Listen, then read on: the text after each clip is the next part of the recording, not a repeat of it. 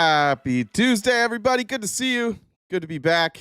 Somebody just messaged me happy Monday, and that's fucking me up because somebody's having such a bad week that they think it's still Monday.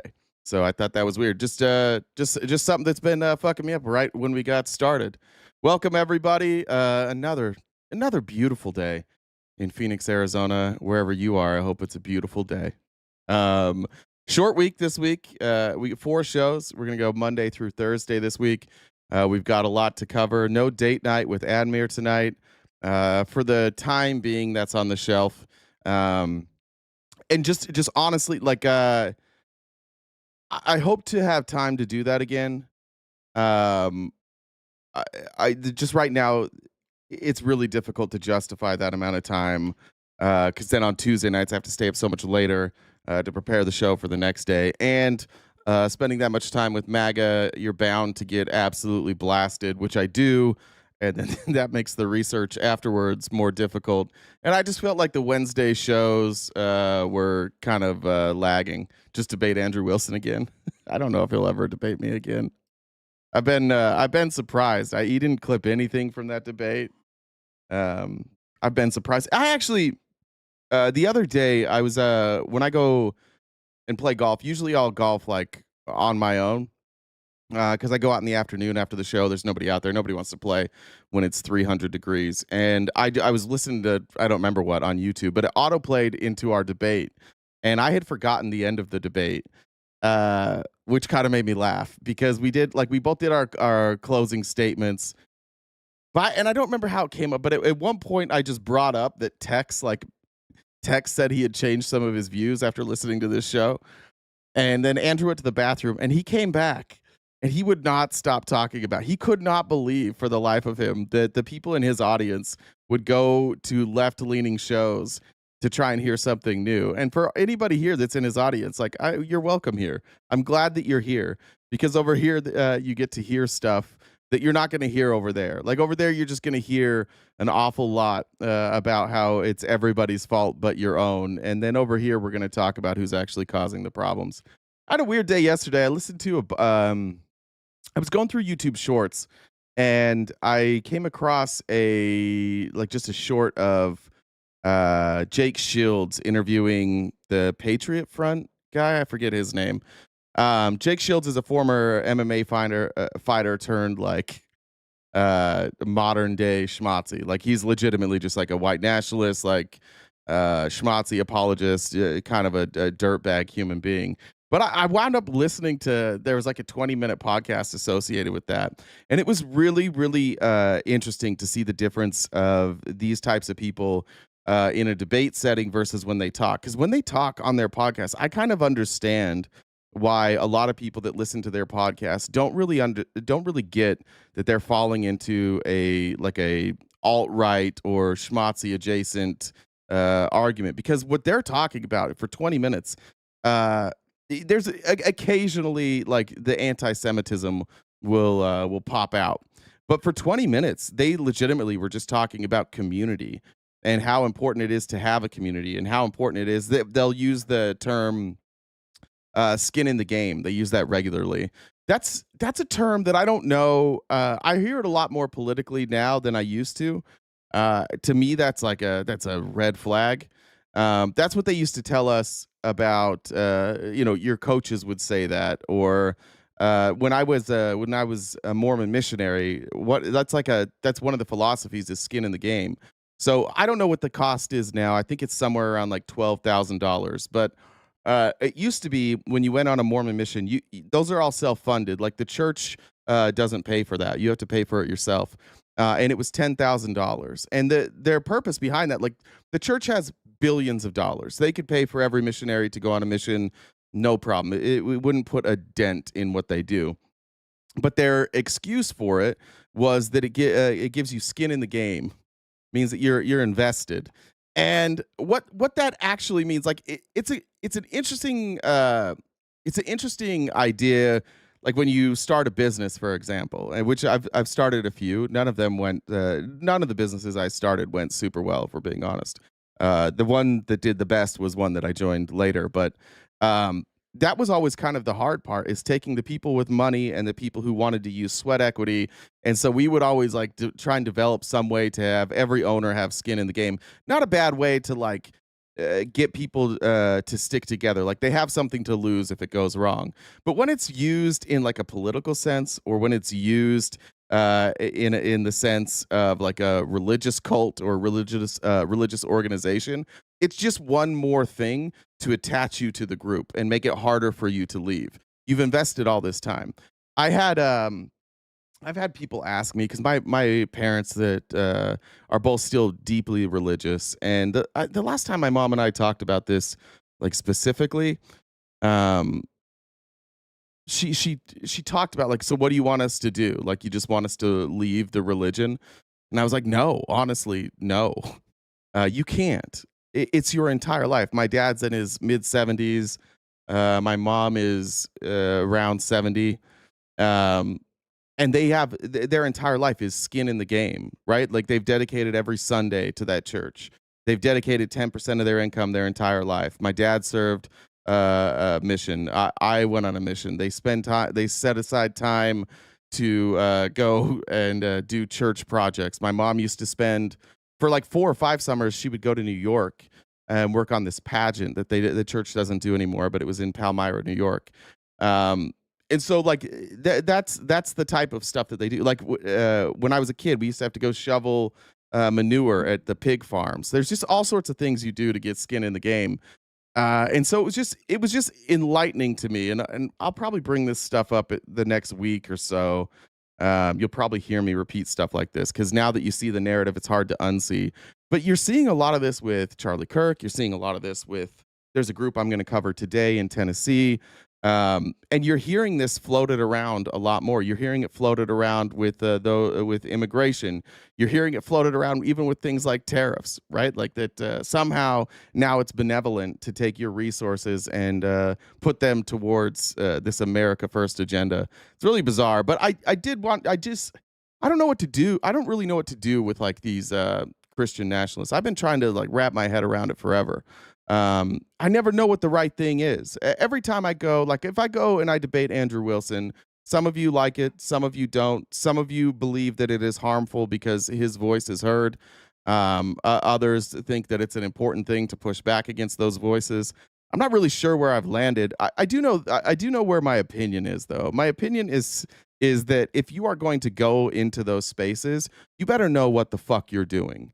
You better know what the fuck they're doing. You better be prepared when you go into those spaces, because it would be very easy to get steamrolled and look like wind up agreeing with some shit that maybe you didn't actually agree with, or softening the view of white nationalism. I think that's where I've landed. A little bit of that is because I saw Anna Kasparian go on Tucker Carlson's show. I'm going to tell you about this idea, because I run through a lot of ideas, and I used to call people when I had ideas and like float the idea. I don't do that anymore. Oh, Jen, let me get in the VC, because they're high diz a lot of times. Which those of you who partake, you may understand what I'm talking about with high diz. But one of my ideas was to do like a program called "I Hate You," and it would just be me going and interviewing people that I don't like, and not necessarily to say like have a sit down, let's find a middle ground, but to like ask them questions. And I think there's a way that you can do it. I think there's a way that you can have a contentious but honest interview without it derailing. And I watched Anna Kasparian go on and sit with Tucker Carlson, and I watched same criticism of Gavin Newsom with Charlie Kirk. Going on to these channels and agreeing with stuff that you hate, I think is probably the wrong move. These people that are going and sitting with white nationalists or Christian nationalists, or just like people who are pro-authoritarian, you can sit with them and you can be respectful while pushing back on all of their ideas. And just seeing Anna Kasparian sell out and go to Maine and sit with Tucker Carlson and apologize for all the opinions that she had about him previously. Like, who the fuck cares what you thought about him previously? You're in the media. Like, we're not worried about your personal life. there's some personal life stuff going on in the Discord right now where people want everybody to care about their personal life. Who cares what you think about Tucker Carlson, Anna Kasparian? Go on there and discuss some things. Go on there and just discuss like, hey, what happened on Fox News? What I would do if I could sit down with Tucker Carlson is I would just say, all right, tell me why you covered this stuff on Fox News. Here's things like specifically the election fraud. Can you just explain to me what happened? You went from every day on air, you're talking about how the election was stolen. Behind the scenes, we're reading your emails where you're saying you know that that's not true. To this point now, you're saying that you know it's not true. You blindly defended Israel. Tell us how it works. Like, pull the curtain. I don't know why these guys aren't asking Tucker Carlson to pull the curtain. I do have a little bit of respect for Tucker Carlson not going down the route he could have gone down when he left Fox News. Like, he could have just went the Alex Jones route, and I think maybe he tried that, and maybe he's not good at it, or maybe he has a slightly enough conscience that knowing that he's in charge of it and it's not a top-down approach like it was at Fox News. Maybe that's why. But that's what I want to ask Tucker Carlson. I want you to tell us the secrets. Tell us the stuff that we don't know. Tell us about what it's. Tell us about how it works when some Republican gets in a scandal and you bring him on and you ask him softball questions. Explain how that works. How did you get there? How did those questions get to you? Why are you asking these questions? Why aren't you asking hard-hitting questions? I just wish that if all these lefties who have the opportunity to speak with Tucker Carlson, and I'll say I would take that opportunity in a second. I would absolutely go and meet with Tucker Carlson. But what I wouldn't do is spend like 20 minutes like, oh, you're very misunderstood. Everybody who hates you, they don't know the real you. And now I'm softening on you. Who the fuck cares? Why does anybody care what those personal relationships are like? I don't understand it. But if anybody has a line to Tucker Carlson, he wants to film "I hate you," I'll do it. But I am getting a little tired of people like Anna Kasparian who are hysterical 1 minute, complimentary the next, and don't ask really tough questions. I guess maybe because if Anna Kasparian goes into Tucker Carlson and starts making accusations, Tucker Carlson might say, yeah, real quick, why is it that you guys are funded now in your studio and your, I forget what they call their studio now. Why are you funded by like a right-wing dark money casino? Why did you strike a deal with a right-wing dark money casino? And she probably doesn't want to answer that question. She's a TERF anyways. Yeah, she is a TERF. Look, I get it, though, but that's the thing. Like, we're never going to have full agreement. There's never an end to division. I was even thinking about it in that same podcast with the white nationalists. They said, like, they did, like, the everything's a cult. And I started thinking about how the left might operate in ways that are cult. I don't believe the left is a cult, to be clear, because I think for a cult to exist, there has to be an ideology, like a coherent ideology. There generally has to be coherent leadership. There has to be, generally speaking, some like supernatural power, and I don't see that on the left. But I do see it sometimes when we can't have discussions. I mean, I've got a lot of heat for sitting with Admir. I get heat for sitting with HVAC. It happens. I know that there's people that have tried to. Bobby did it for a while, like trying to tie me to Crow, like this guilty by association. That's the kind of stuff that's happening on the right too. But I think we should take advantage of that. I think that you can splinter the right, because the right is allowed to kind of be unified when you don't point out that some of the people on the right might have Christian national ideas, and that they ultimately, like, eventually they're going to take the atheists or the non-religious or the progressive conservatives, what if that exists, like those who like don't hate gay marriage. Eventually you guys will get run out too. I was watching like Jake Shields was he's the host. He was saying that, like, before he got politically active, before his podcasting career took off and his MMA career ended, it was fascinating. He's like, I used to think, why the fuck does this affect me? Like, it's marriage. It's, you know, if two guys want to get married, let them get married. Why the hell would I care about that? He's like, it wasn't until I got into podcasting that I realized that it was destructive, and it leads to the slippery slope fallacy. And then they got into like how two gay men adopting a baby, it rips the baby from that child's arms, from that mother's arms, and the child has no choice. Did the child get to choose who the parents were? They said. I was like, that's kind of a weird thing to say, because like a child never gets to choose their parents. But that also would leave me in the same predicament. Like, I didn't choose to be put up for adoption. I didn't choose my parents who raised me. I didn't get to choose any of that. So that's why I think like I've been thinking about that, ruminating on that over and over, because those ideas on that podcast, I think the hardest part for me was that those ideas were going unchallenged from each other. And if you have a group of people who aren't challenging what they're hearing, if they're just listening, oh, that makes sense, that makes sense, they can find themselves in a right wing organization that is harmful. Hearing them talk about the Patriot Front guys and how they operate, their goal is to be totally funded. They're not funded right now. Rousseau is his name. I think it's Thomas Rousseau. He's funded, and he makes a good amount of money. But they're out there buying up land. They're out there training people. They're out there going and protesting. They're organizing, and they're growing. And what I found interesting is that Rousseau is like, what really radicalizes the people in his group is when they go out and they just march through a street.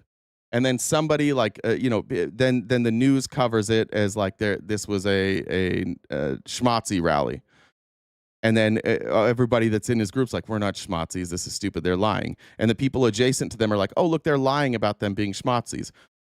Not that they're not, but the news organization doesn't do a good enough job like laying out why they are what they are. And I do think like there is some accountability on our end. If you're going to call out these organizations, if you're going to call them schmatzis, you better be able to defend it. And you should probably add to it. If you're a news organization and you're just going to call somebody a white nationalist or alt-right or Christian nationalist, you better be able to defend it. You better be able to explain what that is. Otherwise, people become radicalized. If you can't show them what it is that they're joining, they'll be radicalized. And for people who grow up in all white neighborhoods like I did, around all white people, essentially I lived in an ethno state. I didn't know I was a white supremacist. I had no idea that I held those views. I didn't even think about it. Like, I was out like teaching Mormonism to people all over the world, not recognizing that like this idea that the Mormons couldn't give priesthood to black people until 1978 was because we were protecting black people. That's fucking crazy. But I believed it, and I said it, and everybody around me said it. Why? Because there was no pushback. Nobody ever taught us anything differently growing up. I've heard now people have a different version of like how they learned about Martin Luther King Jr. I can tell you that growing up, learning about Martin Luther King Jr., was celebrating his holiday. There was never a time from junior high through high school that we talked about it, that my teachers didn't say something like, Martin Luther King Jr., like, he was important to civil rights, but, and then they laid out like, he wasn't necessarily the best person, and he had political ideas that were anti-American. Like, that's what we learned about Martin Luther King. Like, we learned the good stuff, but they also threw in like his personal life. And I thought that was interesting that like we couldn't even go a day without talking about the civil rights movement without disparaging Martin Luther King Jr. And I don't know if that's everybody's experience in Utah. That was my experience. I went to one junior high and one high school. So I'm not trying to say that that's all encompassing. But if there's anybody else here from Utah or that grew up in a less diverse area, a heavily conservative religious area, I have this sneaking suspicion that like you had instances like that as well. Anyways, there's a long diatribe to kick things off today. As a reminder, we're crowdfunded. I'm not going to say how, but you can see above me if you're looking, watching vertically, and to that side of me if you're looking horizontally, and that's how we keep the show going. We are completely crowdfunded. And I do want to tell you guys thank you so much. I haven't looked. We hit 15,000 subscribers yesterday, which is amazing. We have like the most steady, consistent growth of any other social media platform I've ever seen. Like, it's like roughly the same amount of people every show, every week. And now we have over 300 paid subscribers. So guys, I just want to tell you thank you and remind you that we are trying to come up with events that are unique for members only. So make sure you're subscribed either on TikTok, YouTube, or Twitch, and we will include you in those subscriber only events. Jen, do you have anything you want to say this morning?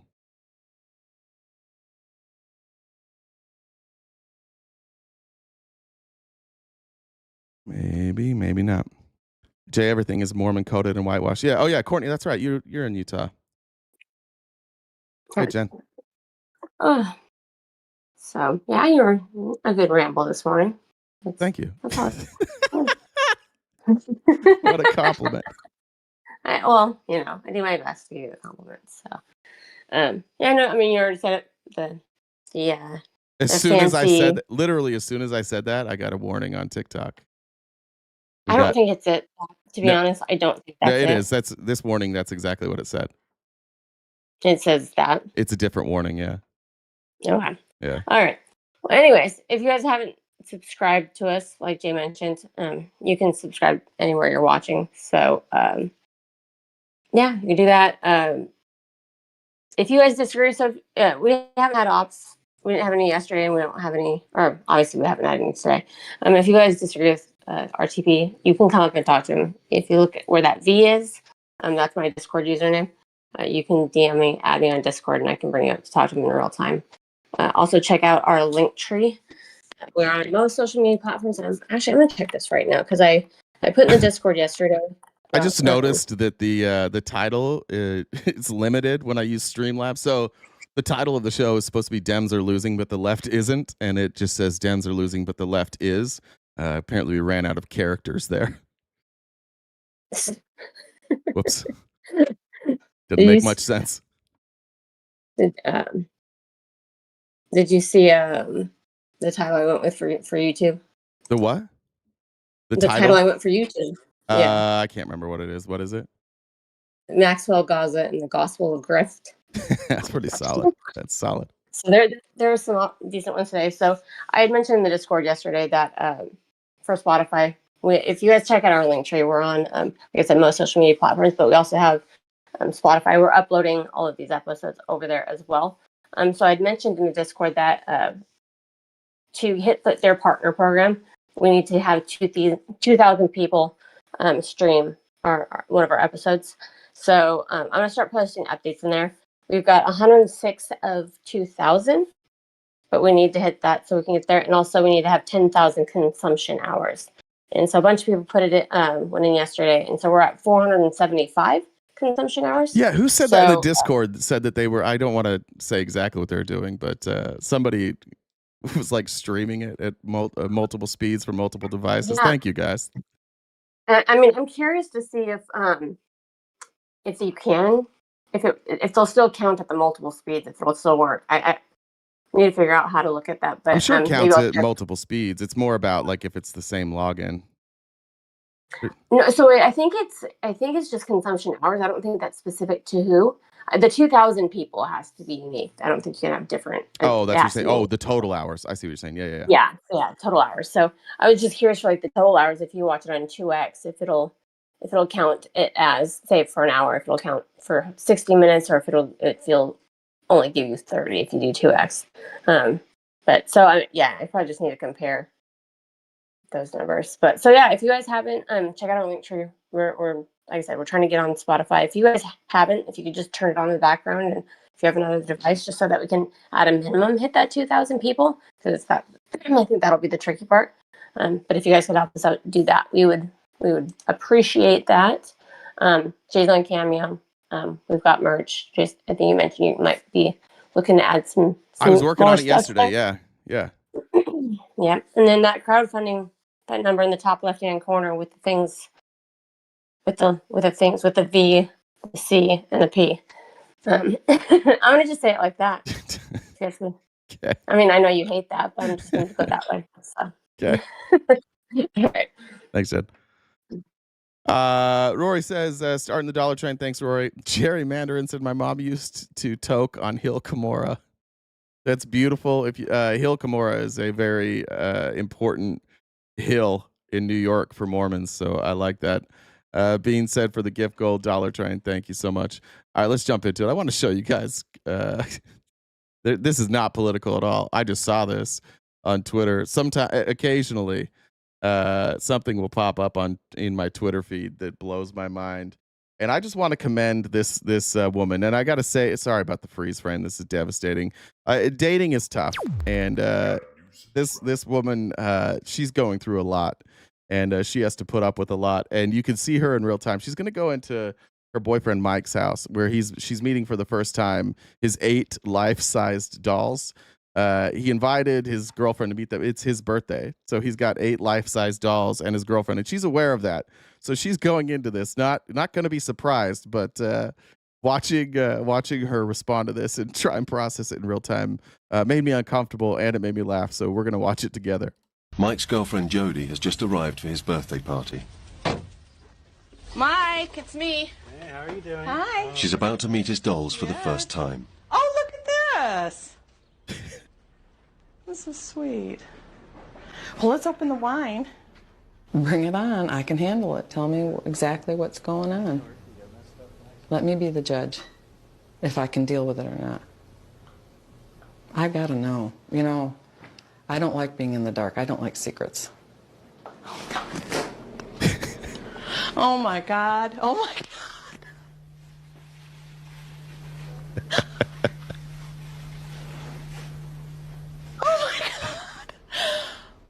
God. Michael? Is this it? Are these the 2 you have? No, there's more. There's more? Yeah. How many do you have? 8. How many? 8. 8? You have 8? Over how many? Oh, how long? A period of time? Oh, I have no idea.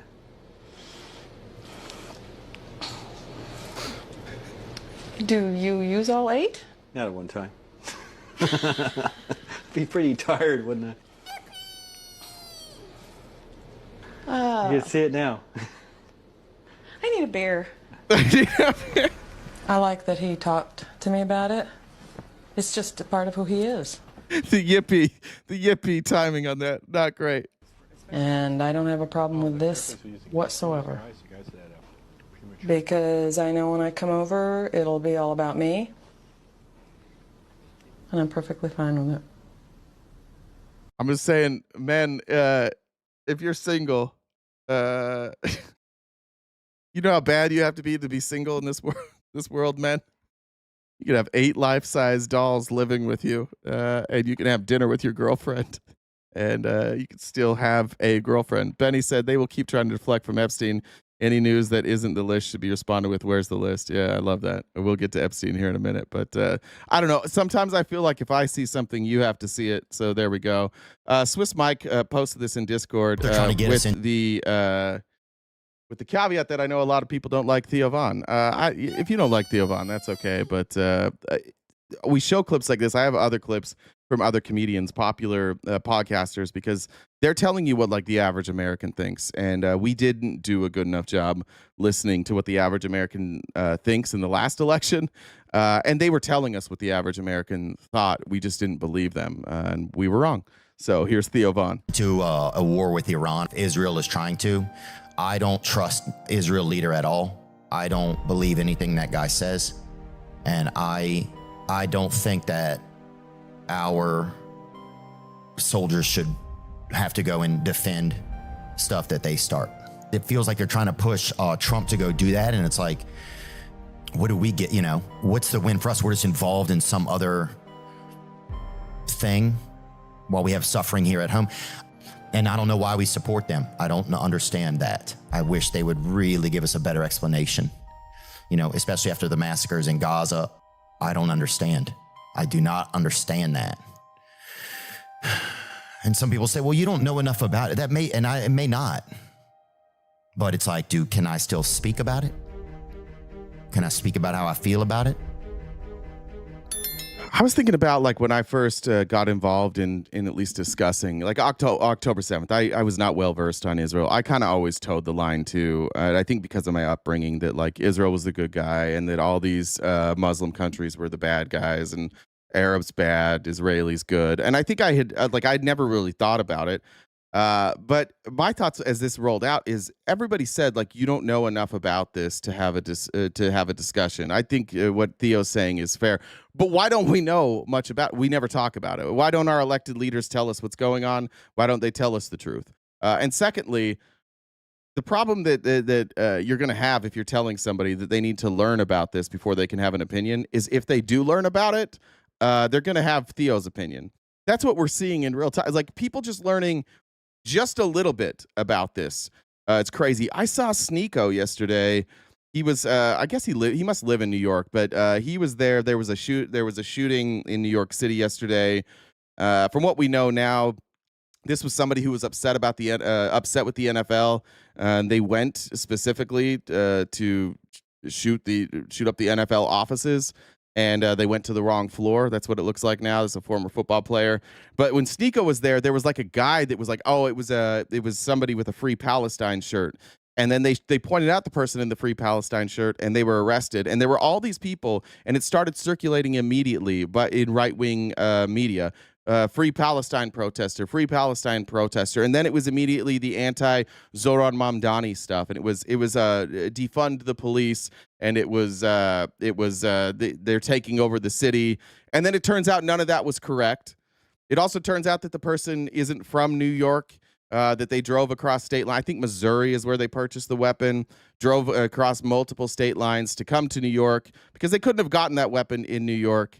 But it was just it's fascinating to see in real time somebody like Sneeko who's like, wait a minute, you just told me this person's saying it's a Free Palestine person. Now this person's saying it. We have and somebody showing him screenshots from NYPD in real time. And they're like, wait, no, it's not. Like, why are you guys on microphones right now? Why are you running towards microphones blaming the Free Palestine protesters?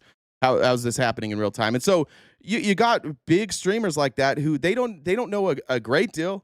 Like, it's not like they've studied this in depth, but even like on a surface level, it's pretty clear that there's definitely a better side here. There's definitely a side that is lying, that's involved in our politics, that somehow is able to bilk money out of the United States, who's committing a genocide. And it's when you see people like Theo Von or Sneeko, who just on a surface level can see through it, I think that Israel's got problems, and I love that actually.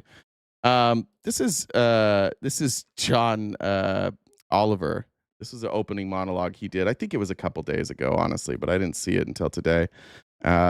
Burying Trump in the Epstein files. And some of the harshest criticism is actually coming from Trump's most fervent supporters. Even the QAnon shaman posted, "Fuck this stupid piece of shit. What a fraud." That's my neighbor, Jacob Chonsley. That's just one town over. And once you've lost dipshit Daniel Boone here, you are in trouble. And it's understandable why Trump's struggling to get even his own base to take his word for it that there is nothing to see here, because to do so, you essentially have to believe everything we've learned about Trump over the years is irrelevant or sheer coincidence, that all Trump did was repeatedly host Epstein at Mar-a-Lago, have him at his wedding, hang out with him at Victoria's Secret fashion shows, get listed as a passenger on his plane 8 times, joke with him at a party while pointing out hot women and saying something into his ear that got the most grotesque smile in the history of human expressions. I will say, when he smiles, he looks like Voldemort. It's crazy. Does anybody else see that? Like, his teeth are too small for his mouth. He's got like that Charlie Kirk mouth, where it doesn't make any sense that his teeth are that size. Like, he just kept baby teeth forever. But he looks like Voldemort when he smiles. Tell a reporter, I've known Jeff for 15 years, terrific guy. He likes beautiful women as much as I do, and many of them are on the younger side, and allegedly hosts a calendar girl competition where, other than the 24 or so women flown in to provide the entertainment, the only guests were him and Jeffrey Epstein. You'd also have to forget about Trump bragging about his ability to grab women's genitals and claiming he'd go backstage at his beauty pageants while women were getting dressed, something he was accused of doing by 5 Miss Teen USA contestants, and once remarking of his own infant daughter Tiffany that she's got Marla's legs. We don't know whether or not she's got this yet, but time will tell. Beyond that, though, there's nothing there. Except for a jury finding him liable for sexual abuse, but other than that, there's nothing to see. And I should note, Trump denies the Epstein letter, the Calendar Girls contest, and the claims of walking in on Miss Teen USA contestants changing. He also insists he broke off ties with... What's incredible to me is how many people over the course of the years, they just must have known he was going to be president. These people who've spoken out publicly, who have done TV and radio interviews, and been cited in books. It's weird how they just they had this planned out forever. They just knew forever that Trump was going to be president. And once he was, because he was going to do so many great things for America, they were all going to come together and destroy America and stop this golden god from coming in and saving the day. That's definitely what happened, and not that he's just been a scumbag sex predator his whole life. Epstein before he was convicted of soliciting sex from a minor, and he's repeatedly denied being told his name was in the Epstein files, despite reports Pam Bondi told him months ago that his name was in there. And I guess, ideally, Trump would have Jeffrey Epstein on tape vehemently denying their connection. Unfortunately, what he's got instead is this moment in Epstein's 2010 deposition. Have you ever socialized with Donald Trump in the presence of females under the age of 18? Though I'd like to answer that question, at least today, I'm going to have to assert my 5th, 6th, and 14th Amendment rights, sir. And yeah, and this is the type of stuff, by the way, that Republicans are like, we should just declassify this stuff. That'll be plenty. Yeah, not great. If the answer's no, just say that. Instead, Epstein started listing amendments like he was ordering off the value menu. I'll have the number 5, 6, 14, 10, 12, 3, and whichever else means I don't have to break bro code. Other than all the evidence, other than like 40 years of evidence, there's basically nothing to tie Trump to this. Trump just got back, I think, from the UK. I think he's back now, but we didn't quite finish up that trip. Here he is with Keir Starmer in a story that's obviously not true and also doesn't make any fucking sense. The way that Donald Trump is about to spin what he's doing for farmers will blow your mind if you haven't seen this already. That dirt is the most beautiful thing they've ever seen. They love it. I mean, they're farmers. They love doing it. They don't know how to do anything else, but they don't want to do anything else. I speak to farmers. I say, would you like to live in my penthouse in Manhattan? It's the most beautiful. No, sir, I want this farm. And what happens is, I mean, we were losing. First of all, can you imagine just being a farmer out in Iowa? Trump comes into town. Like, how are you, Mr. President? Do you want to live in my penthouse? No, I'll stay on my farm. Okay. A lot of people do suicide. They'd borrow money. We're losing. A lot of people do suicide. They'd borrow money to pay the estate tax, and they were not able to pay it. And some banks are ruthless. They wouldn't do anything, and they would end up committing suicide. We have totally ended the estate tax in those situations. So the estate tax, there was already an exemption for the estate tax, which I think was $5 million. So any amount of inheritance you had up to $5 million was tax-free. After $5 million, then you would get, I want to say it was, I don't remember now if the way it was set up was capital gains or if it was income. I think it's capital gains, which would have been 15%. Now they've moved that to 15 million. The amount of people that this could possibly impact, the amount of farmers who hand over a farm as an inheritance, which is, again, that's an estate tax. So if it's a business, you can hand over the business without paying the taxes, right? You can buy out the business. We're talking about an estate. I don't know what the fuck he's talking about.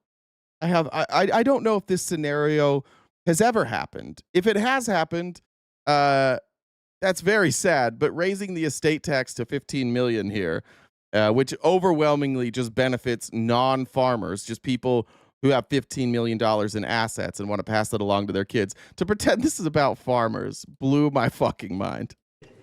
The estate tax in those situations. So there's no estate tax. So when a parent leaves the farm to the kids, they don't have to worry about their local, possibly unfriendly banker coming in and stealing their farm.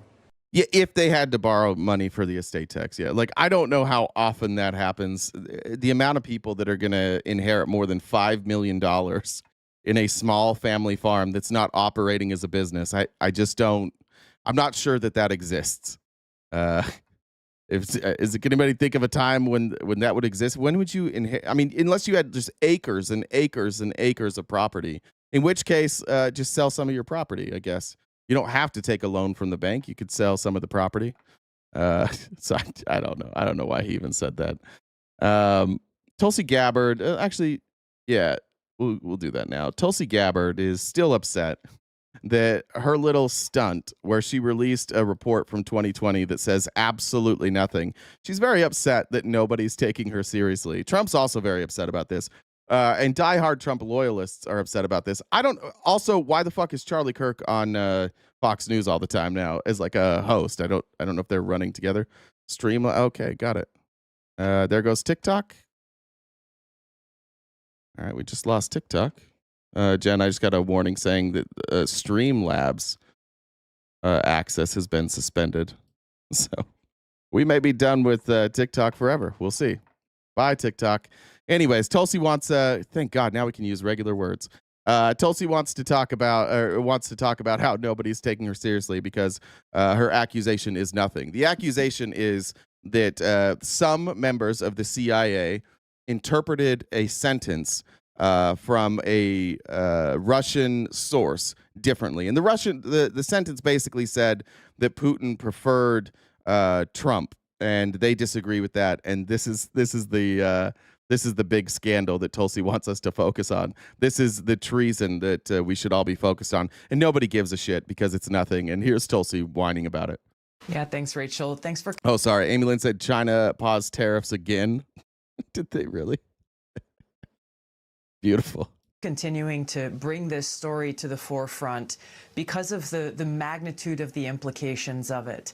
It's been interesting to see how the mainstream media has either refused to cover this story at all. The headlines or the lack thereof of newspapers, Washington Post, New York Times, and others in the days following this release have actually been quite deafening in their lack of coverage. And it's interesting to see how when they do cover this, they don't actually cover the revelations that these intelligence reports and the evidence that we released actually conveys to the American people. They simply talk about their criticisms of it or convey Democrat politicians' criticisms of it, but none of them actually dealing with the truth that has been revealed. Except us.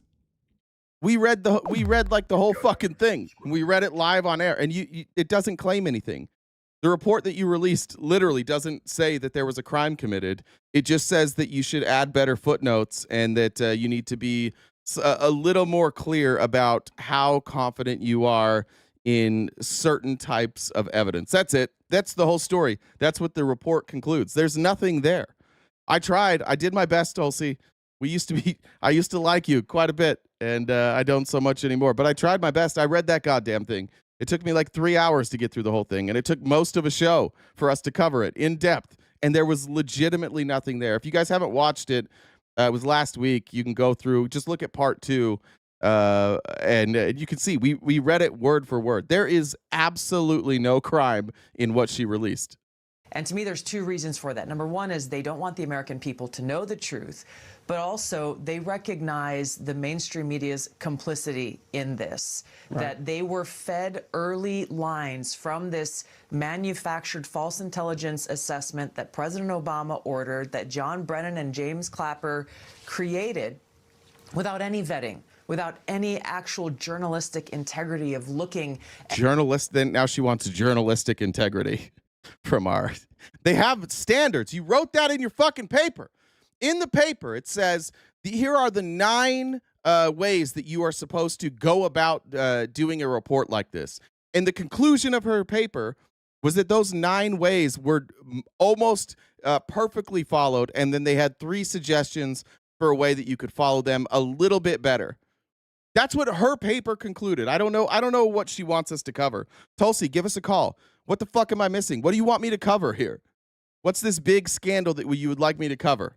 At what they were being fed. They received it and they printed it almost immediately. And then they went on to double down and triple down on this over the next several years. Yeah, and they proved it over and over again. They proved it in the Mueller investigation. They proved it. Durham proved it. Horowitz proved it. The Senate Intelligence Committee proved it. The ICA report that you're talking about proved it. And then the Republican analysis of the ICA report that you posted also concluded it.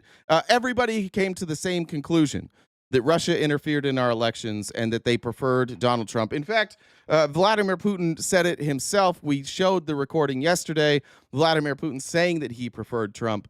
I don't know what the fuck she's doing. I honestly don't. I have no clue how she was duped into releasing such an obvious fraud of a of a report. They've got to have something on her. There was literally, it was never proven. It was absolutely proven. People went to jail. Trump's campaign manager went to jail.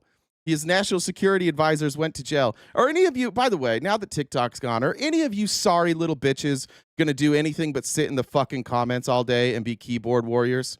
Are you guys all just going to be little bitches all day today?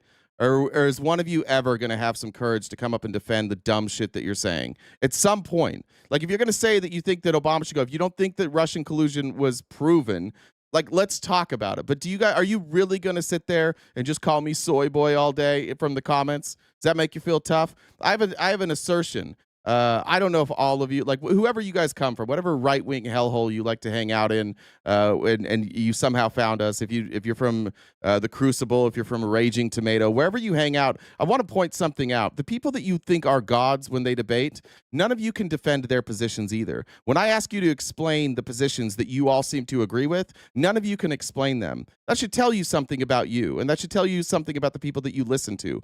If you can listen to them for hours at a time, and then when the microphone's in front of you, you can't explain it, then maybe it's not a good fucking argument. Maybe you're just a dipshit.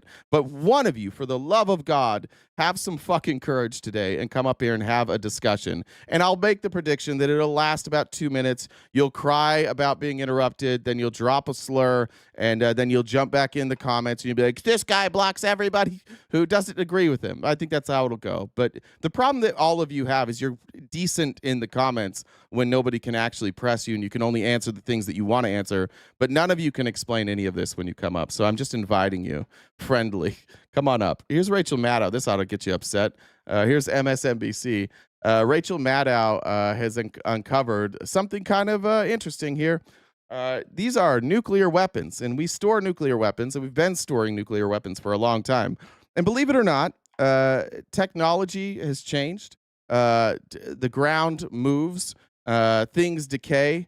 Fortified walls sometimes get weaker. And so from time to time, we need to update where we store our nuclear weapons, but not under this administration.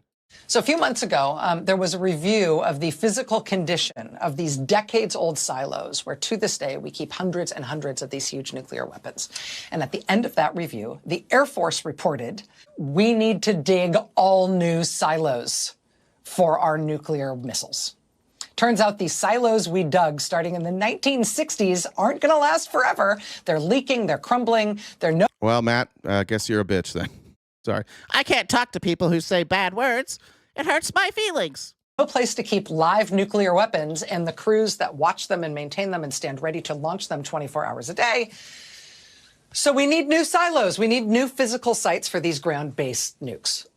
Well, President Donald Trump is now robbing the ground-based nuclear missiles safety and modernization budget for himself.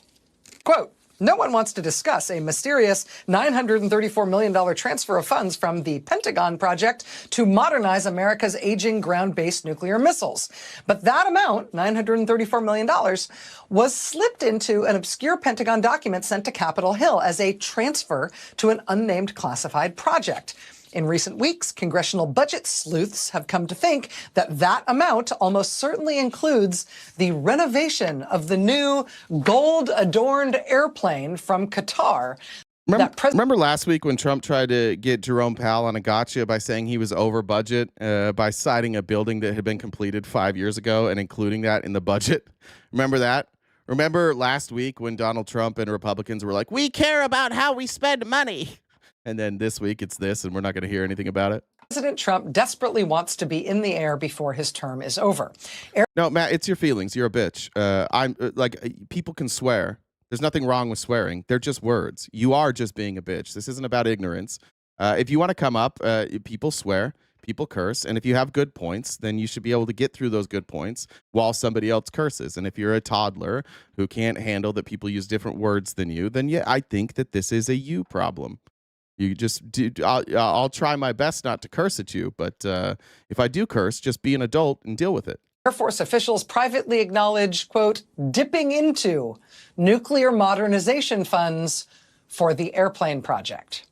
And just to underscore that last point again, just in case that didn't sink in, they actually say it twice in the article.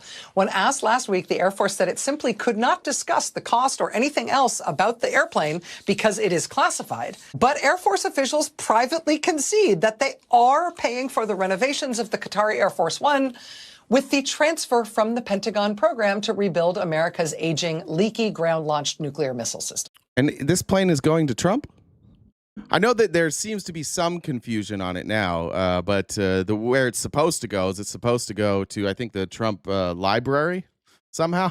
Somehow the Trump library will get this. So we're going to take money set aside to keep our nuclear stockpile safe and functional.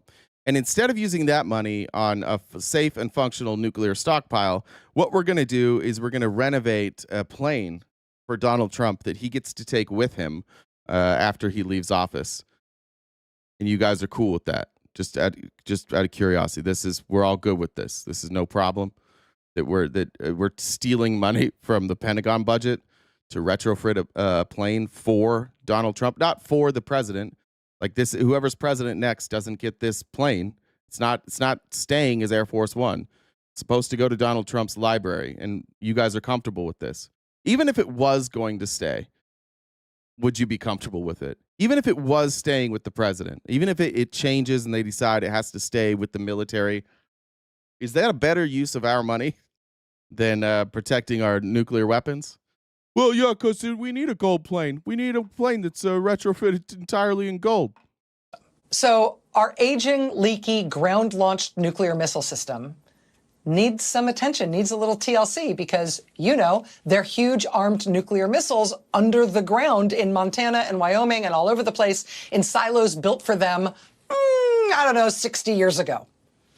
So they need a little TLC, our live nuclear weapons, but Trump is taking the money from that program for himself to instead fix up this plane that he wants, which, yes, he will use as Air Force One while he's president. But then, remember, he plans to keep it for himself after his presidency as part of his presidential library, which is a thing that does not exist. Diverting $934 million in taxpayer funds from the Pentagon for nuclear weapon safety to instead making sure he gets the gold inlay he knows he deserves on the plane he plans to take with him when he goes. I love this is fake news. So a few months ago... It's not real, guys. Do you see where it says MSNBC in the corner? That means it's not real. I realize this is New York Times reporting and it's sourced, but it's not real. The plane's not real. Nothing on these channels is real. I just call everything fake news that is inconvenient. Trump announced a trade agreement with Japan. And as per usual, Trump is lying. Here he is with Tim Scott, his lapdog, announcing this trade deal with Japan. Well, it depends. What Japan did is they brought down their tariffs. They gave us $550 billion because they didn't want to pay 20. They were 28%. And they gave us $550 billion up front. 100%, 500. We get 90, they get 10. 90. Look at this dipshit smile. Yeah, he sure did. That's what they did. Are you guys going to be surprised to find out that Japan hasn't given any of this money and that it's not being paid up front? Are any of you going to be surprised when you find out that this whole fucking thing's a lie? Up front, 100%, 500. We get 90, they get 10. 90%, they get 10. And there's no payment. It's not a loan or anything. It's a signing bonus, I call it. But they gave us $550 billion and took down the tariffs a little bit. And then they agreed to open their economy to everybody. This was not easy. This took, a lot of people walk. All right, let's talk about this fucking deal. Now, let's remember that Donald Trump claims that they're giving us $550 billion. They're just giving it to us. Well, 90% of it. And it's up front, and it's a signing bonus. And it's not a loan or anything, just so we're clear on that. This is according to the Japan Times, citing sources in Japan. Japan expects only 1% to 2% of its recently agreed upon $550 billion U.S. fund to be in the form of actual investment, with the bulk of it being loans. Now, remember, Trump said it's not a loan. 98 to 99% of it is a loan, according to the chief tariff negotiator, Ryosei Akazawa. So they didn't give him $550 billion. And the way this works, I'll explain the structure of it. But all of that was a lie. 98 to 99% of it is going to be loans. At the same time, Tokyo would save roughly $10 trillion through lower tariff rates in its deal with the United States. The $550 billion investment framework will be a combination of investments, loans, and loan guarantees provided by financial institutions backed by the Japanese government. Of the total investment, it would be worth 1 to 2%, and the United States and Japan would split the profits of that investment at a ratio of 90 to 10. So what has happened is Japan has said, we, through a combination of private investors and subsidized Japanese investors or government investments, we will invest in companies in the United States. Now they can invest and they can make profits off of that. The 1 to 2% of that $550 billion is an actual investment. So 98% of this is going to be loans. Now, on that percentage, they are saying that potentially they would split the ratio of 90 to 10, but that's only if it is a loan from the Japanese government. Otherwise, these other private entities that are included in this $550 billion, they will be allowed to negotiate their own percentage. This is just if the actual government of Japan is writing loans, and then when they get their funding back from those loans, 90% of those will go to the United States. The fund is a centerpiece of the deal announced by the two sides that will impose 15% tariffs on Japanese cars and other goods, which great if you love Hondas. It's not that $550 billion in cash will be sent to the U.S. By letting the U.S. have 90% of the profits rather than 50%, I think Japan's loss will be at most a couple of tens of billions of yen. People are saying various things, such as you sold out Japan, but they're wrong. For the loans provided through the program, Japan will simply be collecting the interest payments, and for the loan guarantees, if nothing happens, Japan will also just be collecting fees. For that part, Japan's just making money.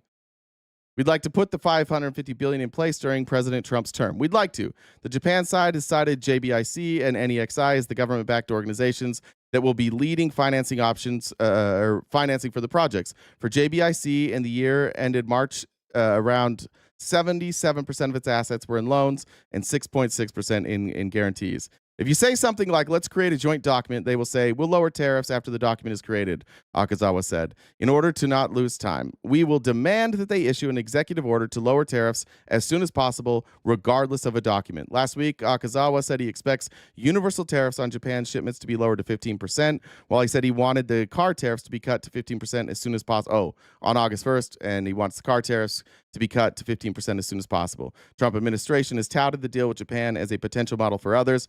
On Sunday, the U.S. and European Union agreed on a deal that will see the bloc face 15% tariffs on most of its exports. So, just so we're clear on this, Japan is going to loan money to private businesses in the United States on top of buying our treasury bonds, which they already do, and we already pay them interest on that. And in lieu of that, American citizens will pay a 15% tax on anything that they buy from Japan. So Japan is going to make money off of interest. They promise to loan money to American companies, but there's no written agreement. There's like, yeah, we'll do it on paper. This is what we agree to. We'll loan money to American companies. We'll make interest on that. We'll share some of that interest with the United States government, but we still get to dictate the terms of that loan. We still get to dictate whether or not we even give that money. And on the United States side, we have foreign investment into companies here, and then we will tax the American people 15% for anything that they buy from Japan. So congratulations, guys. We got another tax increase, but at least there's going to be some more money available for private equity. That's not evidence. Fail again. What's not evidence? I don't know if you're talking to me. Are you talking to me? That's not evidence? I don't think you're talking to me. I don't know what the evidence would be. All right. This was a guest that came up on News Nation. and they're going to explain quickly, and I'll do some announcements first, but they're going to explain how Trump's tariffs are destroying her small business. But as just a reminder, now that we're not on TikTok, we can say whatever. We are crowdfunded, so any super chats, Venmo, Cash App, PayPal, send those. I'll try and read those in real time. If you could help us accomplish our goal every day, that would be great. Pink Alex said, so if he croaks soon, who does it go to? Melania? The plane? Oh, yeah, it goes to the presidential library. Yeah, maybe Melania is going to get herself a nice plane that she can use. By the way, those are also extremely expensive to operate. And so with the presidential library, you're going to get your operating costs largely from donations. So this is just another way for people to funnel shit to Donald Trump that he gets to use and funnel money to Donald Trump. Paying for his travel would be huge. That's a massive expense. So, yeah, just one more example. Absolutely. Oh, yeah. Well, so one more time, this small business owner going to explain how Trump's tariffs are affecting her business. Absolutely. So we put an order in there and there was no extra tariff at the time. And then in April, it went up to 49%. Then it went back down to 10%. Now there's a threat of 36% come Friday on August 1st. This unpredictability has really led to a situation where I can't get an order in. I just don't have $50,000 extra money to pay on an unpredictable tariff that I won't know until my goods hit the port.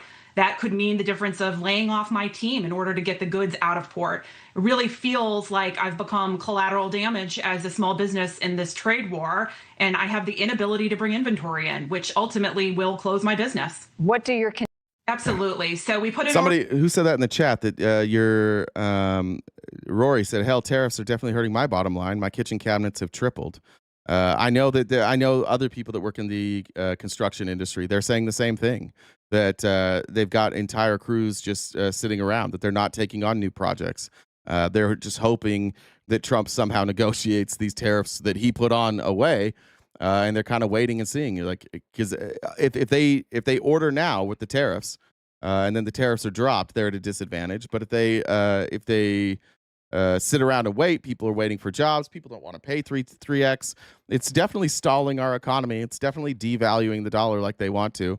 And ironically, if you're one of those people who, I think there's a good argument for it, that Donald Trump is devaluing the dollar on purpose, and that's why you support him, I would just say, why doesn't he let some of the richest among us take the hit then? Why does the hit need to be taken by the middle class? If you're somebody who wants to devalue the dollar, fine. But why do all the hits need to be taken by the middle class? Why can't we be? Why not subsidize the hits to the middle class by taxes for the rich? Why not have them fund more of the government right now? Why does it all have to be on the middle class? That's the real question. Tennessee Holler, who we've covered before, was on a, I guess, I don't know if the TV show OBS. I don't know if it's a podcast or I think it's a podcast. And he went on and he had Tennessee Republican candidate Tris Whittam, who said that immigration concerns are healthcare related. That's why Republicans are against immigration, because of the cost to our healthcare system. And Tennessee Holler's having none of that. We talk about healthcare. Yeah. We talk about the needs being met in our communities. We can't even get to the people who need it because we have so many people here illegally using our system. That's ridiculous. That's just nonsense. This is the people that are cutting healthcare for the poorest communities are like, well, we care so much about this, but it's really all of the illegal immigrants who are using up all the healthcare, so American citizens can't have it. On its face, it's a stupid argument. I'm going to let Tennessee Holler take the rest. Using our That's ridiculous. That's just nonsense. You guys don't care about healthcare. You won't even expand Medicaid in this country. You won't even expand Medicaid in Tennessee. So you don't care about people having healthcare. I certainly think we should be sticking up for Medicaid and protecting folks. You don't care about that, dude. You don't care about that. Our state has lost $30 billion in counting because you guys won't expand Medicaid. You don't care about people having healthcare. I certainly care. Who are you kidding, Trace? There you go. That's a joke. You just passed a bill, Trace, to kick 17 million people off of Medicaid while blowing a $4 trillion hole in the debt to give tax cuts to the rich again. You don't care about that stuff. Stop saying you do. Stop it. Apparently this is the BS thing. You just make accusations. Again, we said we're not going to say things. No, you're the BS, dude. The tie doesn't change it. I don't understand. You're full of shit, dude. We talk. That's the energy you got to go at these Republicans. Don't let them just sit there with the tie and lie. Don't let them sit there and pretend that they're not cutting healthcare, so they can give tax breaks to rich people. Brilliant. I love Tennessee Holler. Get back to the I was looking at some construction statistics there. Here's Medi Tackett down in Texas. Our friend Isaiah Martin has been raising hell in Texas, and there are other people taking the same position and consistently reminding these Texas legislators that they are not doing the will of the people. They are not doing the will of the people of Texas. They're doing the will of Donald Trump, and that by advocating now that they must redraw district lines because the previous lines were illegal, they drew those lines too. So now Republicans are arguing that what they did before was illegal and they need to fix it by gerrymandering even more. That's how we'll fix this. Chair calls Mindy Tackett. Shall you register to testify on behalf? By the way, those that are still barking in the comments, still nobody coming up. Jen Dub1, that Venmo username, that's Jen's Discord username. You can add her on Discord, and you can come up here and you can have a discussion rather than hanging out in the comments. If not, we'll just continue with our show. Welcome. Yourself on the revised congressional redistricting plan, is that correct? Correct. Please give us your testimony. So I am here to tell all of you exactly what I told the Texas Senate, word for word. Texans do not want this. Trump wants this. Mid-decade redistricting is a blatant racist power grab.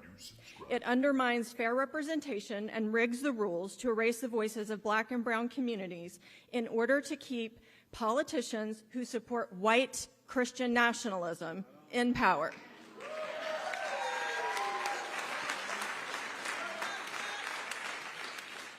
This is no different than what we have been fighting here in Tarrant County. Just like the Tarrant County commissioners were afraid they might lose power here, Trump and national-level Republicans are afraid they might lose some power. This isn't even really up for debate either. Like I think it's funny to hear anybody we showed Mike Johnson yesterday. He said it. He said, "Look, we're operating on tight margins.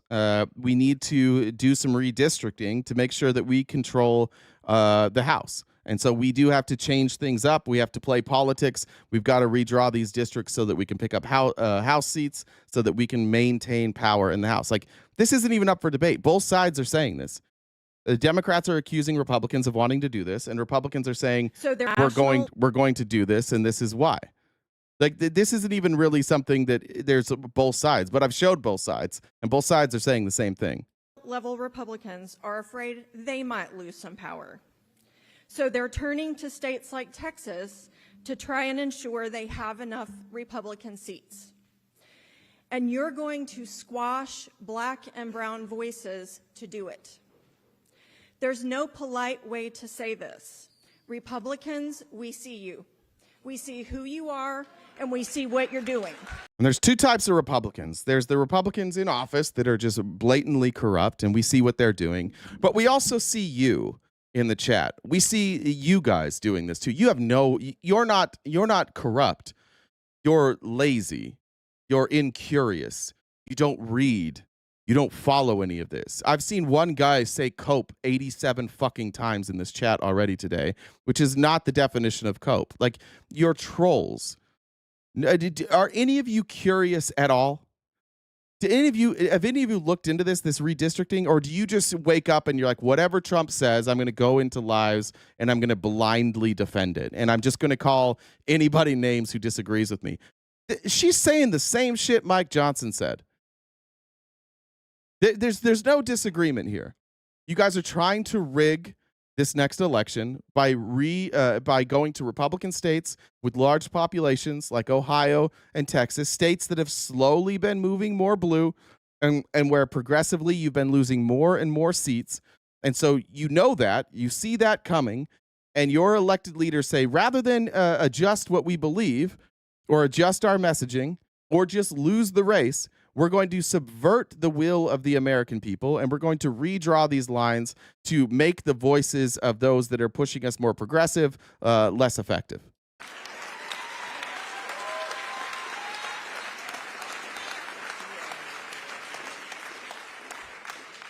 You're shameless, power-hungry bootlickers for Trump.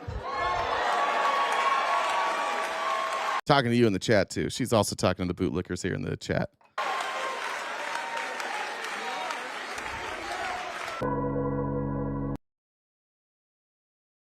Charlie, you're the master of nothing, bud. You're on a YouTube channel saying the same shit over and over. You're just a dumb guy with a YouTube account. Like nobody even is engaging with you. Like you're just saying the same shit over and over. Like you're the master at what, bud? Just saying cope a lot? Like you're a grown up and you're on the internet spamming the same shit over and over. You could just go read something. You could just listen. You could see if any of this stuff makes sense. You could form a coherent argument. Or you could say cope for the 500th time. Nobody, you're the master of one thing, and it's probably your own dick. Here's Ernie Moran, also at that same hearing, ripping into Republicans. God bless him, and God bless these the Texas state legislature for allowing this and having to sit through and have their lies and their hypocrisy exposed over and over and over again. I'll show you registered to testify as Ernesto Moran on behalf of yourself on the revised congressional redistricting plan. Is that correct? That is correct. Please give us your testimony. Thank you, Caitlin, for joining the Dollar Train. I want to acknowledge that we're in land ceded and shared by the Jumanus, Tawakani, Kickapoo, Wichita, and Comanche nations. My name is Ernie Moran. I'm the proud son of immigrants from South America. I am a native-born U.S. citizen. I am a 30-year resident of Fort Worth. And I'm the father of 3 public school students. My oldest just graduated high school, and I'm kind of worried about him. And with the dismantling of the Department of Education, I'm worried how we're going to pay for his college. I've got a daughter in high school and a daughter in middle school, and I'm worried about the creep towards Christian nationalism in our schools in Texas. And I'm also a public school teacher, so I'm doubly worried about that. But actually, I'm here, and I'm kind of, respectfully, Mr. Chair, it's ironic and kind of sad to me that we're here. Because I've watched 2 hearings already where your colleagues have asked you about the existence of this committee. And you've simply passed the buck and said, because there's a letter, this is what we have to do. And you said this morning, or at the start of this meeting, that we had to follow the rules. Your response to the governor when he put this on the agenda should have been 4 words, because this is Texas, right? This is the land of Six Flags. This is the land of Whataburger. This is the land of Shinerbach. I like Shinerbach. Where's my Texas folks? Shinerbach's a solid beer. You should have said 4 words to the governor. Don't mess with Texas. Yeah, Texas, when did you all become a bunch of cucky little bitches who get one phone call from Donald Trump and you're like, yes, sir. Yes, sir. Anything for you, sir. Whatever you say, sir. What do you want us to do? You want us to argue against our own redistricting map and call it racist and then redraw it? Okay, sir. We'll do it. Yeah, we will literally punch ourselves in the dick to do whatever you want. Yeah. We'll go out there and we'll say like 5 years ago, we were drawing racist maps, but now we want to undo that. And this is totally the opposite of racism. Yes, sir. Whatever you want. We will debase ourselves. We will look incredibly foolish. It doesn't matter. Anything for you, sir. And your answer to the Department of Justice, instead of asking the Department of Justice to come testify, your answer to the Department of Justice should have been 4 words. About our maps. Come and take them. So I hope you'll do as others have said here and simply do nothing until the 2030 census, and then we'll get to the business of the people. Thank you.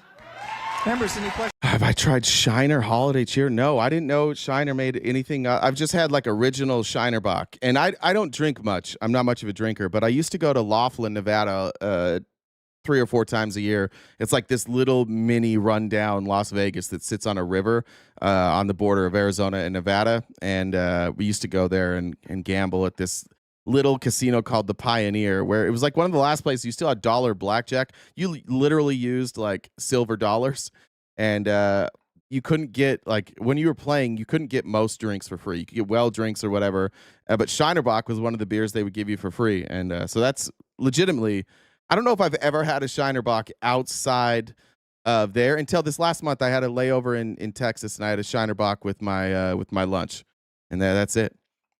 It's great beer if you like that. What is that? It's called it's a pale ale, I think it is. I'm not a big beer person. I think it's called a pale ale. All right. Before we get into the main topics of the day, I just daily reminder that we desperately need Pete Buttigieg to be our nominee. Here's Pete Buttigieg with Steve Inskeep. And I just think, like, find me somebody who is better able to articulate a path forward and better able to communicate that path forward in a way that makes it really difficult to argue. Here's Pete Buttigieg. You don't think Trump is a good president? No. Do you see him as a bad president who's wrong about a lot of things, or as an existential threat to democracy in this country? I would go well beyond bad president. There are presidents who you disagree with and presidents you agree with. This is, I think, categorically different. We have not had a president, left, right, or center, who has tried to destroy companies, universities, and broadcasters who criticize his government. There's been rough and tumble politics all through U.S. history, but that is not just different, it's different in a way that offends every fiber of American civic values, left, right, and center. We have had disagreements over court rulings, but never had an administration that has been so ready to just say no when a court says you have to do this. That is threatening at a different and much deeper level. If you don't think that's true, just give me an example. I got Republicans in the chat. Give me an example, Republicans, of a time when a president was told that you can't do something by the Supreme Court, and they just did it anyways. And watch this. They're all going to say student loans. Watch. Okay? They didn't hear that. They weren't listening. They were too busy rage typing. Give me another example of a time when a president just said, fuck you to the courts. I want Buttigieg too, but he needs to be out there with that Newsom energy. No, look, Bamarola, look, Newsom is speaking to you, the politically active. I like that works. The political, like what Newsom said the other day was important. That for politically active people, but for most people aren't politically active. We need an effective communicator. Newsom is good for like us. We like what he's saying. We like that energy he's bringing. I think that, and I do think that he is going to be a tone setter. But as far as like somebody who's going to be an effective leader, I think that Pete Buttigieg is far more likely to be an effective leader. He's exactly JP Vita. He's a master communicator. Nobody communicates messages quite like him. I think Talarico's pretty close too. Than the regular kind of Biden and student loans. Yeah, that's what I figured they'd say. So Biden didn't even actually reject that Supreme Court order. The Supreme Court order said that you couldn't just forgive student loans for everybody. You didn't have the right to do that. So what Biden did is Biden forgave student loans that had already been approved by Congress, and he just moved the dates up, which you're allowed to do in the executive branch. That money is appropriated to you, and you do have some leeway in how you distribute it. So Biden didn't ignore that Supreme Court order. Just so we're clear. Push-pull of the separation of powers between the executive and the courts. We have a president who really is attempting to become an autocrat. Okay, Andrew Jackson. There we go. Yeah, Andrew Jackson. Thank you. Good point. And in some ways has succeeded. Has succeeded. He has succeeded in changing the conduct of private actors, universities, companies, broadcasters. That is as big a part or bigger of what autocracy looks like, that self-editing that he's causing to happen, than kind of direct government control. So yes, in some ways he's succeeded. Now, whether that holds or whether that changes, that's up to the rest of us, especially because he's doing it in the service of a very unpopular agenda. Tax cuts for the rich, cuts to Medicaid and Social Security, empowerment of corporations that are already too powerful. All right. One more Pete Buttigieg clip, then we're going to get into it. Just a reminder, guys, we are crowdfunded, and I know that this is the boring stuff, but this is the stuff I cared about. So it's boring stuff. I'm going to get to Epstein in a minute, but anything you can do to help us knock out that gift goal would be greatly appreciated. And then just a reminder for paid subscribers, we do have some events coming up that hopefully I can announce next week. It keeps getting pushed back and pushed back and pushed back, so I apologize. I sound like Trump on his trade deals, but I'm hoping by next week I can announce them. Take for him and his supporters to break faith with each other. I think we have learned it's a very high bar because Trumpism has become a worldview unto itself. But I think there are moments. I think that's the important part. Like that has to be communicated over and over and over again. The reason that it is difficult to remove people from Trump is that there is no ideology. Like Trump itself is the worldview. Look at the people, the idiots that come in every day. Like the idiots, not the intelligent people. The idiots that come in every day and they just like Trump this, Trump that, Trump's great, Trump is God, Trump 2028. I was at a place. I saw somebody I respect with a Trump 2028 bumper sticker the other day, and I lost so much respect. But that's the problem with Trump, is that everybody is actually just tied to him. So it doesn't really matter what he does. He's going to go and he's going to do his own thing, and people are going to support it. And anything he does that is hypocritical, they're going to say, "Oh, that's not what he meant," or "Oh, this time it's different." Trump is the ideology. Trump is the party. We saw that in Texas just barely. Like, they're redrawing district maps because Trump asked them to.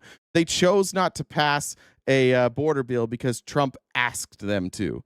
They passed the big, beautiful bill despite most of them, like many of them now, are coming out saying that they were opposed to the very bill that they voted for, saying we didn't have time to read it, but Trump asked us to do it, so we're doing it. Trump is the party. He is the ideology, which makes it difficult, because what you have to do with somebody who's attached to Trump is you have to chip away at Trump.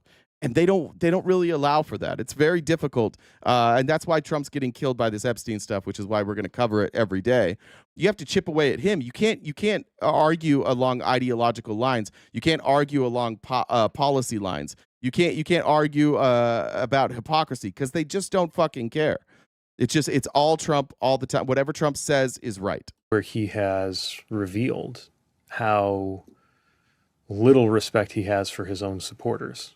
That's one of the reasons why I think the Epstein saga is especially relevant, because by telling them that this was important and that he would do something, and then by turning around and saying he won't do something and that they're stupid if they care about this, he's putting his thumb in their eye even more than usual. Basically, he's saying that he thinks they're gullible. But we do have to look. And he's right. You guys are extremely gullible. Some of the most gullible people I've ever come across. To still be defending this guy is remarkable. To defend his trade policy, to defend his foreign policy, like this guy it's phenomenal. He has delivered on virtually nothing in his first presidency and now, and yet they will go out and they will say things like, he's the most successful president of all time. He had the greatest economy in the world. He's delivering on all of his promises. It's fucking insane to watch from somebody coming out of a cult where like our church leadership would regularly fuck up and everybody would just pretend that they didn't. They're like, oh no, he's perfect. He's speaking to God. He's doing God's will. It's hard for man to understand. Like, you guys have resorted to, it's 5D chess. He's so much smarter than all of us that like we don't understand it, but it's working because this is the best it's ever been. This is a euphoria that you're feeling, like it's groupthink. They bring you together and they unite you around Donald Trump and Donald Trump only. And so you are actually able to have policy disagreements with each other. You can hate each other. You can hate Ted Cruz. You can hate Marjorie Taylor Greene. You can hate Thomas Massey. You can hate each other all you want. You can disagree with policy all you want, but you cannot disagree with Trump's policy. You can't disagree with any of that shit. It's only Trump. He's the only untouchable person. Which is why we're 6 months in, and let's talk about his campaign promises. Did he stop the wars? No. Do we have more wars now than ever? Absolutely. Did he get trade deals done? Nope. Almost none. Almost none. What is he doing that he promised? Do you have more money in your pocket? Did he drive down energy prices? Did he drive down food prices? None of these things he claimed he was going to do, he did, which is fine. Like, most presidents don't accomplish a majority of their agenda, but most presidents don't have a bunch of people saying, oh my God, he's batting 1,000. He's doing everything perfectly, when he's not. Like, this guy is fucking up every day. Every day he's fucking up. And you guys come in here and you're like, he's perfect. It's bizarre. Look at what we're doing that makes it hard to hear what we have to say.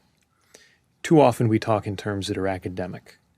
And when we're talking about deeply important things, like freedom and democracy, we still have to have a way of talking. See, there's Joshua. Almost none. He's delivering on almost everything so far. What, Joshua? Come on up and tell us what he's delivering on. I don't see the deliverables. About it that relates to how everyday life is different and how your everyday life is different and worse. It's that when you have an autocrat in power, he can get away with appointing incompetent people over very important things in our lives. So right now we have the Secretary of Defense in charge of defending the American people, who was accidentally texting military strike information to journalists. We have the person in charge of American public health, who is a quack who doesn't believe in medicine, and now measles is on the rise in America. We have a Secretary of Education in charge of your kids' educational well-being, who has spoken about the importance of A1, which means she does not understand that the acronym is AI, which means she does not understand the most important developments affecting education in our lifetimes. We have a Secretary of Homeland Security who sat on funding and did not allow it to go to Texas during the floods for at least 2 days. Combat any of this stuff, Josh. Combat any of this stuff, Josh. Everything Pete Buttigieg is saying, combat it, please. You guys don't know anything. You're in an echo chamber. All right, well, this is not your echo chamber, so this is a good opportunity for you to explain to us what we got wrong. Thank you, Joshua, for being here. We're so glad. I didn't know this was an echo chamber, but now that it's been identified, can you please help us get out of the echo chamber and just tell us what we're missing with Donald Trump? What are these great things he's done since he's been president? And again, like, it's 6 months. If Donald Trump wasn't out there every day, if you guys weren't out there every day saying like, oh, he's delivered on everything, it's the best 6 months that we've ever seen from a president. If you weren't out there making that claim, we'd let it slide. We'd be like, all right, we'll see. But you guys are acting like he's won. And he keeps lying to you. He's like, oh, we have all these trade deals done. None. Everybody's calling, begging us to do trade deals. Nobody's calling. I'm going to end all these wars. They're worse now than ever. I'm just saying, like, if we're that wrong, just explain it to us. Explain what I'm missing. For no good reason. So these things do affect you, not for academic reasons, but because of what happens if you have a loss of accountability. Those are the kinds of things I think we need to talk about before anybody can hear us in these high-minded academic discussions about freedom and democracy. Anyways. That's why we need Pete Buttigieg. You can put him in a setting like that. You can put him in a podcast setting with funnier people, more interesting. Pete Buttigieg is incredible at what he does. So I'm all aboard the Pete Buttigieg train until somebody shows up that's better than him. All right, I want to talk about Maxwell. Here we go. First of all, we're going to start with the little red meat for the red folks in here. Here's Joe Rogan saying what all these podcasters are saying now. Like, dude, you played us, you lied to us, and you're calling us stupid. That's just going to hang around. This is a line in the sand. Yeah. This one's a line in the sand. Yeah. Because this is one where there's a lot of stuff about, when we thought Trump was going to come in and a lot of things are going to be resolved. Yeah. We're going to drain the swamp. We're going to figure everything out. And when you have this one hardcore line in the sand that everybody had been talking about forever, and then they're trying to gaslight you on that. Well, you would have thought that. Is that your phone? Yeah. That's just going to. Yeah. They understand, like, they know enough that they know they're being gaslit, and you guys do too. What we have now is Ghislaine Maxwell's attorney is laying out what here's the guess. Ghislaine Maxwell is basically saying that she should not have been allowed to be prosecuted, that the government struck a deal with Epstein that says that nobody else that was involved in his activities could be prosecuted. So she's doing two things simultaneously. One, she's making the claim that she should not have been prosecuted and that the Supreme Court should actually revisit this. They've already declined to hear her case, but they are putting pressure on the Supreme Court to hear this, at the same time putting pressure on Donald Trump. Now, there's a few ways out here, and I think that Donald Trump's preferred way out here is to pressure the Supreme Court to overturn her conviction and say that because of the non-prosecution agreement that was in the Florida case, that she should not have been allowed to be prosecuted. If Donald Trump can do that, he gets to avoid saying, I let her off the hook. But if he cuts a deal with her and says, like, I'll push for this, and if we can get you off the hook, you can't ever talk about me, or you can't ever release this information, she says, okay, great. This is the way that you would go about doing this. If you're Donald Trump, the best possible solution is that the Supreme Court, now, after refusing to hear this, they've seen all the evidence, they refuse to hear it. Now the lawyer comes out publicly and tags Donald Trump basically in everything and says, hey, help me out. And you see Greg Kelly over on Newsmax starting to say this. You're starting to see right-wing content creators repeat this stuff. And that's what they're trying to do. They're trying to build momentum and build pressure for the Supreme Court to overturn her conviction. And that way they don't have to say, hey, look, we were on her side, we were helping her out to cover for Trump. They just say, look, we're on the side of law and order. We're the law and order party. And if the government makes a promise, then the government should have to keep that promise. Therefore, she shouldn't be in jail. Now, I don't know. I would like to talk to some attorneys to see like how much weight this carries. But just saying that, if you get rid of Maxwell, we've got to talk about reparations then too. If we're going to now take our government and we're going to hold them to the promises that they make, we've then got to talk about the 40 acres and a mule. And we've got to talk about that with inflation, and we got to figure out who all's been affected, and we've got to go back through a laundry list of times the government has promised things and not delivered on those things. If this Supreme Court suddenly is the one Supreme Court that's like, you know what, we've got to keep our promises, and the only promise that they force the government to keep is the one where they said there would be no prosecution. I think at that point, it's fair to say like the Supreme Court is owned. But that's what they're doing right now. Republicans have found this little loophole where they think this might be the out for them. This is their way to protect Donald Trump, not admit that they're protecting Maxwell, be able to have clean hands when it comes to prosecuting people who abuse children, and then she's out of it, and then they'll just stop talking about it. They'll stop responding to any of it. They'll be like, sorry, we were trying, but now there's no charges. She says she doesn't want to testify. What do you want us to do? And the problem with this is we still have the Epstein files. So whether she's off the hook or not, if this winds up happening, don't let Republicans tell you that this is enough. We still have the Epstein files. Those can still be unsealed. All of that can be unsealed. And with a swoop of a pen or an auto pen from Donald Trump, we can get those things unsealed.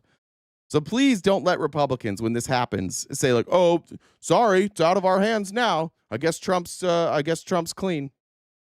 Here's the thread from Brian Allen. Ghislaine Maxwell just filed a Supreme Court appeal to toss her conviction, and her attorney is now publicly calling on Trump to back her. Here's what's actually in the filing. Here's the actual filing here. It says this isn't just legal paperwork. It's a direct shot at the DOJ and a signal to Trump. Maxwell's legal team says she should have never been prosecuted at all, and that the U.S. broke a deal it made in 2007 to protect Epstein's co-conspirators, including her. Now, remember who these people were in 2007.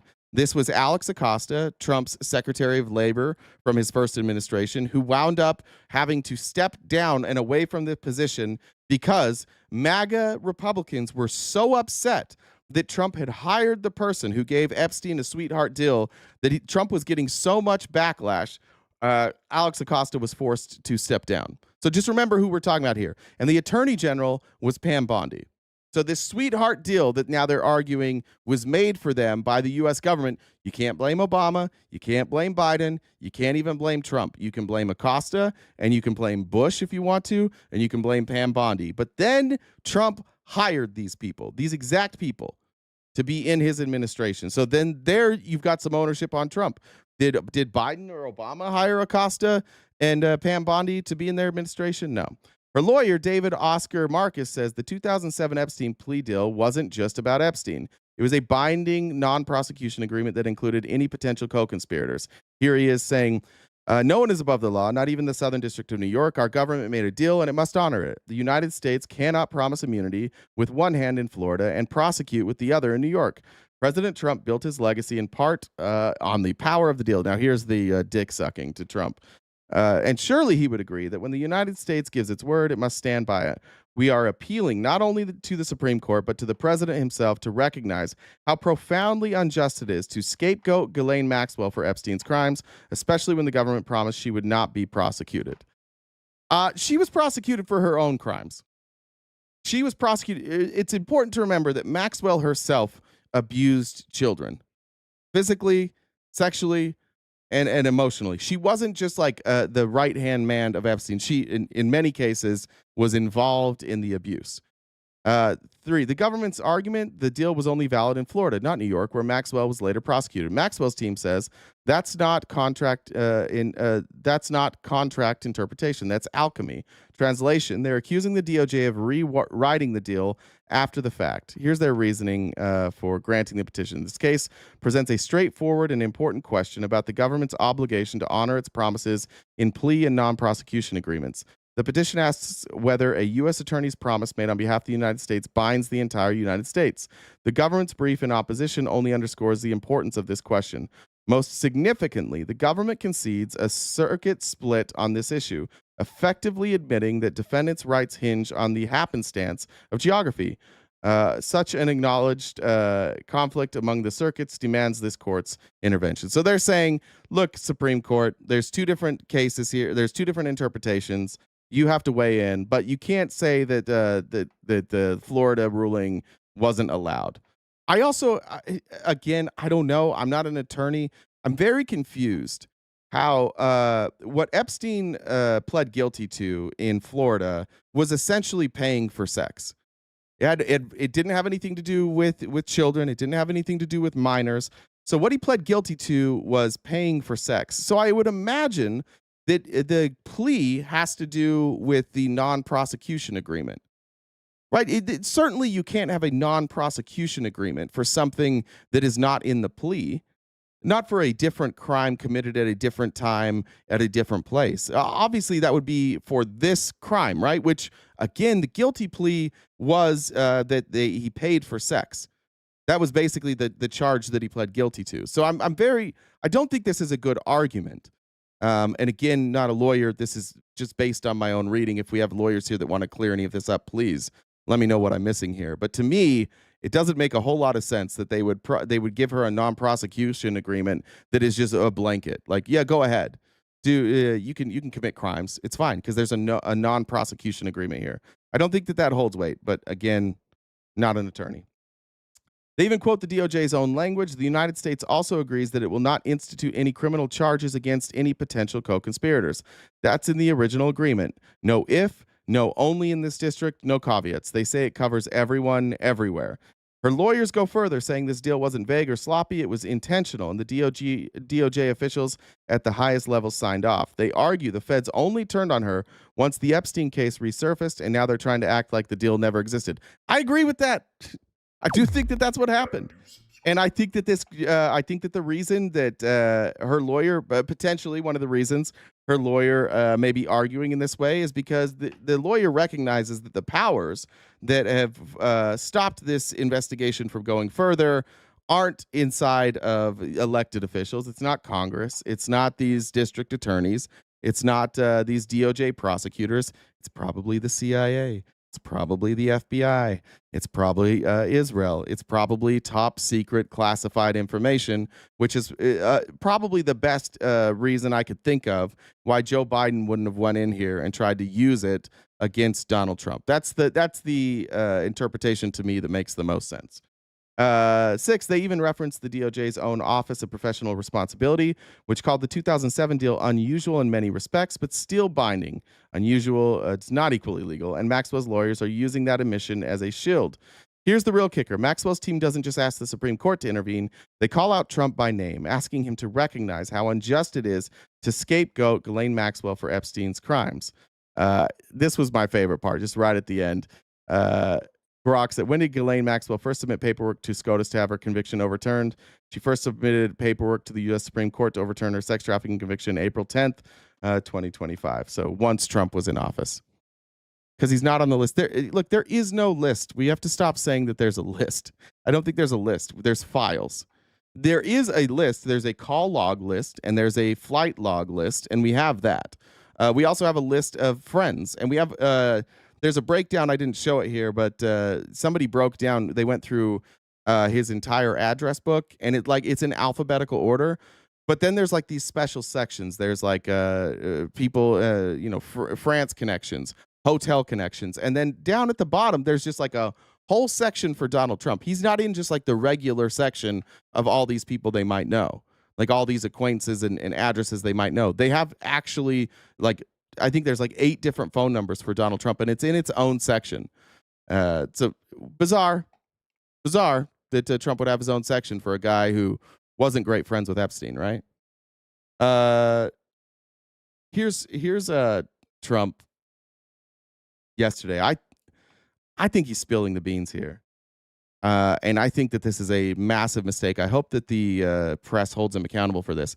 The story about Donald Trump and Jeffrey Epstein is that they stopped being friends because Jeffrey Epstein went after like a daughter of somebody that worked there. Like he hit on somebody's daughter, and that's why Trump barred him. Now, Trump is old, and Trump may have forgotten that. Maybe he forgot that was the story he was telling. Trump's telling a very different story here now, and I think that this is incredibly incriminating. Amy Lynn, thank you for the super chat. Said, it's great that we get food, medical, and education cut, but we made sure Israelis have free education, healthcare, food security, and so on. Is that the America first? Absolutely not. He threw him out of Mar-a-Lago. Can you settle that? What was it about? What caused the breach with him? That's such old history. Very easy to explain, but I don't want to waste your time by explaining it. But for years, I wouldn't talk to Jeffrey Epstein. I wouldn't talk because he did something that was inappropriate. He hired help. And I said, don't ever do that again. He stole people that worked for me. I said, don't ever do that again. He did it again. And I threw him out of the place. All right, so here's why it's incriminating. One of the people that was hired away from Donald Trump was a young underage girl that Jeffrey Epstein took from Mar-a-Lago. That's a real story. One of the people that worked for Trump left with Epstein. That's a real story. So we know that there's at least one person that was trafficked from Mar-a-Lago. Now, Trump is saying that what caused the rift between him and Epstein is that Epstein was stealing his employees. And we know at least in one case, that employee was underage. So did Trump get rid of Epstein because Epstein was a creep? Or did he get rid of Epstein because Epstein was taking away the people Trump wanted to creep on? Or just Trump employees? But this whole narrative that you guys have been telling us forever, which I don't really find any record of, that Trump actually got rid of Epstein because Epstein was creeping on a daughter, from Trump's own mouth. The reason that he and Epstein stopped being friends and that he kicked him out of Mar-a-Lago is because Epstein was stealing employees and hiring them away. And we know at least one of those employees was underage and was trafficked to Epstein. Any thoughts on that, Republicans? How come Trump didn't say, "Oh, he hit on a member's daughter, and I got rid of him"? Why did he say that it was about employees? Persona non grata. I threw him out, and that was it. I'm glad I did, if you want to know the truth. Yeah. But you forgot the story, bud. You forgot to lie. You were supposed to tell us that the reason you threw him out is because he was a creep, not because he was taking your employees. I don't know. What do you guys think? It got quiet from MAGA here all of a sudden, didn't it?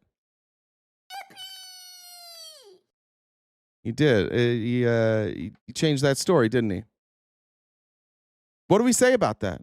That's the whole story. That's your guys' proof forever that Trump isn't friends with Epstein and didn't know about any of this stuff, was that the first time Trump heard about him hitting on an underage girl, he threw him out of Mar-a-Lago. And Trump's telling you, no, not only did Epstein steal an employee, but I gave him a warning. And then the next time he took an employee, then I got rid of him.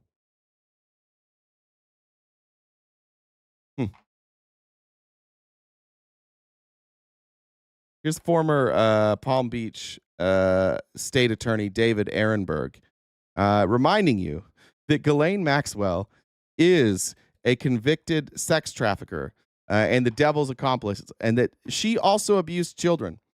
And Republicans are treating her with kid gloves right now. Do you feel good about that, Republicans? That the most notorious sex trafficker in the history of this country was prosecuted and given sweetheart deals by Republicans, who then found their way into the Trump administration.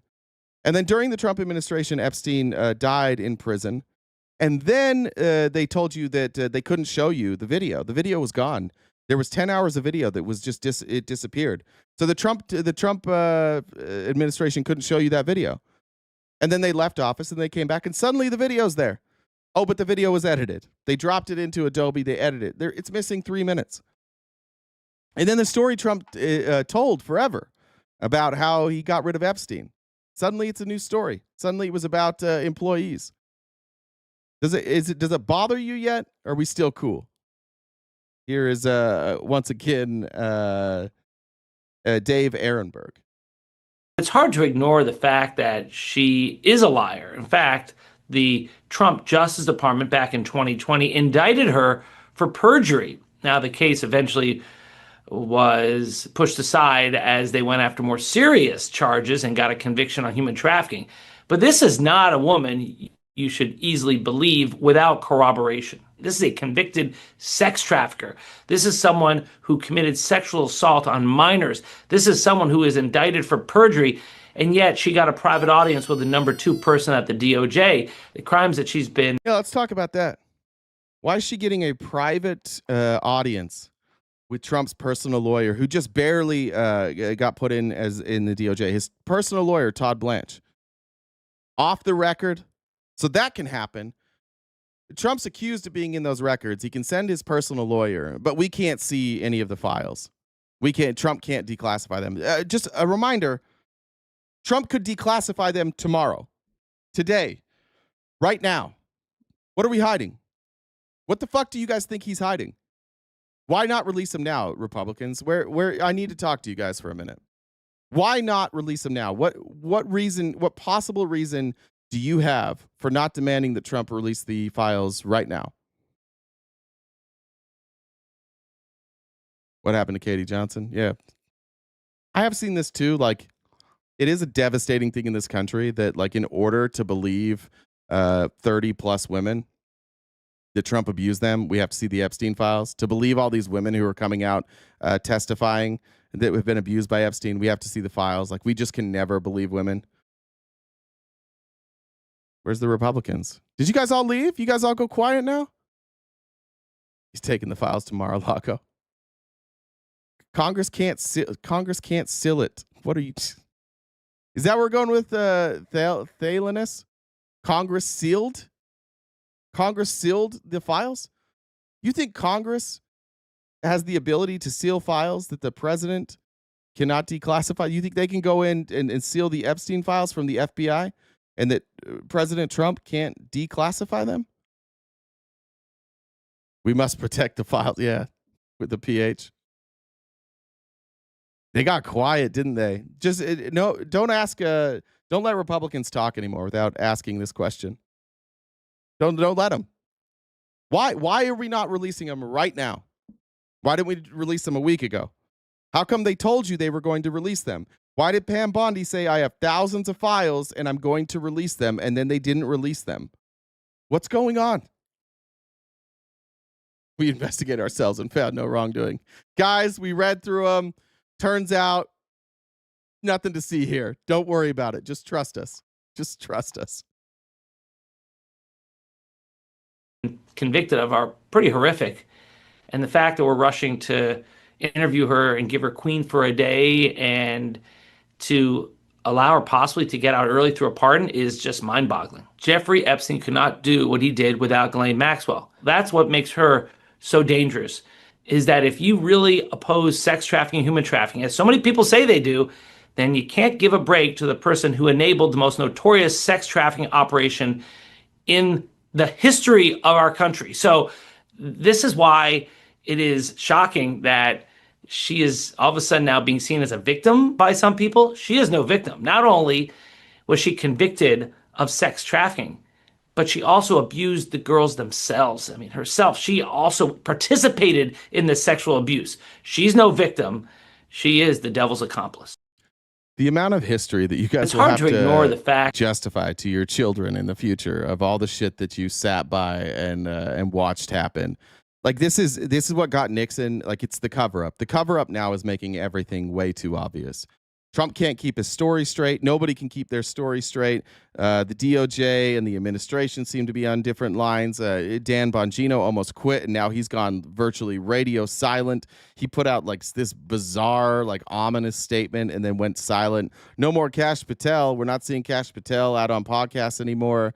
It's gotten real quiet, and it's gotten. It seems that this administration has told everybody to shut the fuck up. Don't talk about it. Don't bring it up. When somebody talks about it, point to Obama and say that he committed treason, and just do not address this at all. Jen Starr said, believe women, period. Yeah. Yeah. Especially this many women. Like, nobody's ever is even able to like cast any doubt on these women. The only reason that they're not being believed is because you guys love Donald Trump. Amy Lynn said they're used to this. Their pastors have been diddlers for years. They've been groomed to excuse P3DOs. That is unfortunately correct. It is a horrific part of the history of this country. In fact, now we're even seeing some Republicans come out and be like, you know, is the age of consent really that important? You know, if it's 18 in one state, it's 16 in another. Can we really blame anybody? Cookie Nib said the amount of PDF files defenders is wild. I need to wash with bleach when I leave this comment section. What's up, Jen? Hey. Yeah, it's kind of gross, but surprise, surprise, insults. Coming in with a lot of energy today. They're just well. Anyways, I just want to let everybody know on YouTube, if you are typing all caps, yelling your point, you'll probably get timed out. So, FYI on that one. Also, if you guys disagree with RTV, you can come up and talk to them. You don't have to just yell in the comments. How you can do that is the Venmo is my Discord username. Send me a message, add me as a friend on Discord, and I can bring you up and talk to them in real time. So you don't have to keep yelling in the comments. You can actually, if you have a point to make and you think you're valid, then that's how you can do it. If you haven't subscribed to us on Twitch or YouTube, you can do so. On Twitch, you can use your Amazon Prime sub, and also use Jeff Bezos' money. If you've used it before, you might want to double check. You have to you have to renew it manually yourself. It won't auto renew. So if you were a sub before, just make sure you still are on Twitch. On YouTube, we have 4 different memberships. Like Jay mentioned earlier, we do different members only events. Check out our link tree, and we're on most social media platforms. TikTok when we're allowed to be. We upload these episodes on Spotify. We've got merch. And Jay's also with Cameo, so there's all that kind of stuff. We've got about a little over an hour and a half, hour and 40 minutes left. We need to do better on the gift goal. We're a ways away. So if you guys could help us out, knock that out. Venmo, Cash App, PayPal, Super Chats all go towards that gift goal.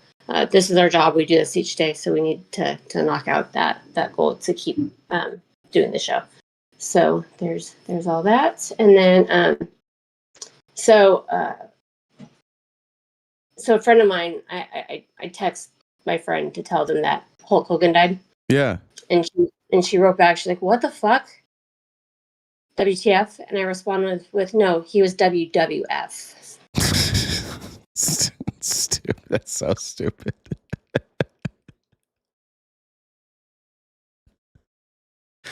I liked that one. All right. Last thing on Epstein before we move on. I didn't know about this. Apparently, Steve Bannon put together, he had 15 hours of tapes that he had his hands on of Epstein. And Bannon had put out this preview of this documentary that he was going to release. And suddenly, like, they just aren't releasing it. Now, for some reason, this has never come to light. They've never produced it. They were happy to promote it, and now it's not coming to light. But I wanted to show you the trailer. Next month marks 2 years since the death of convicted sex offender Jeffrey Epstein inside a New York City jail.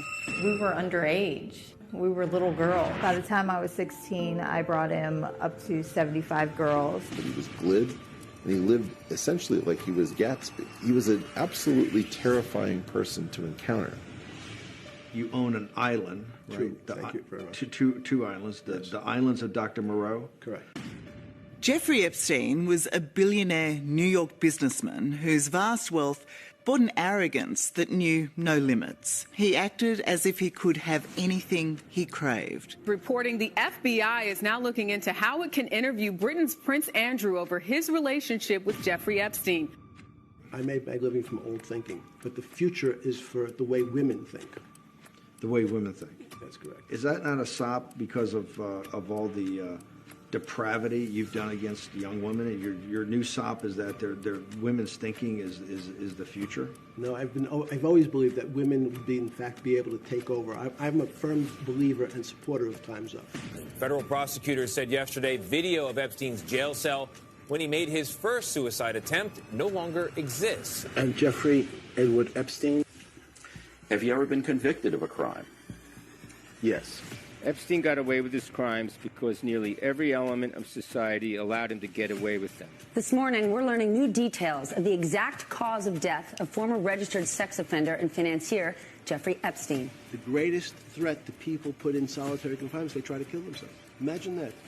You're only in a room for 24 hours, you start to go crazy. Where is it?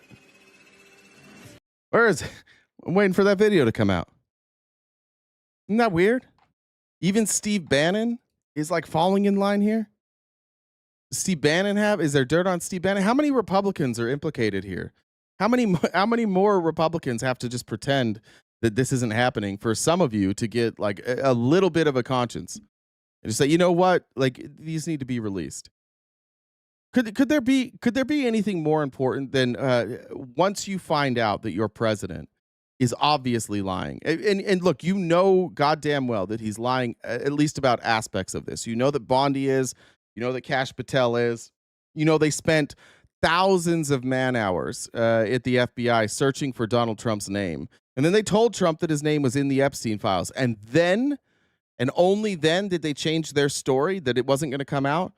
Remember, everybody was like, yeah, we're going to release him. We're going to release him. We're going to release him. Fox News edited a video where Trump was like shaky on whether or not he would release the Epstein files. They edited it to make sure that it only looked like he was dead set on it. And it wasn't until Pam Bondi told Donald Trump that his name was all over those files that suddenly we were talking about like not releasing it. Any comments, Republicans here? 4,725 suspicious money transfers. Where was it? Totaling over $1 billion. Let's see who was sending and receiving. Yeah. In and out over $1 billion. We can't see where that money was going. Push Pop said Epstein gave Peter Thiel $40 million before he died. Then in 2023, married Peter Thiel's boyfriend. Wait, what? Married Peter Thiel's boyfriend, Jeff Thomas, supposedly unalived himself by jumping off a balcony. I think I remember about Jeff Thomas. I think we might have covered that. I don't know that whole story. Jen, will you see where that story is coming from? That I've seen people say that Epstein gave Peter Thiel $40 million before he died. I don't know what that's all about. I'd have to. I don't know if that's real.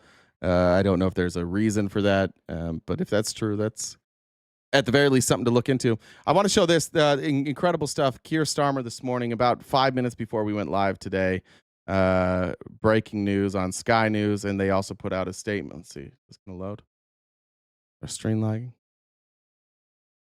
Not this shit again.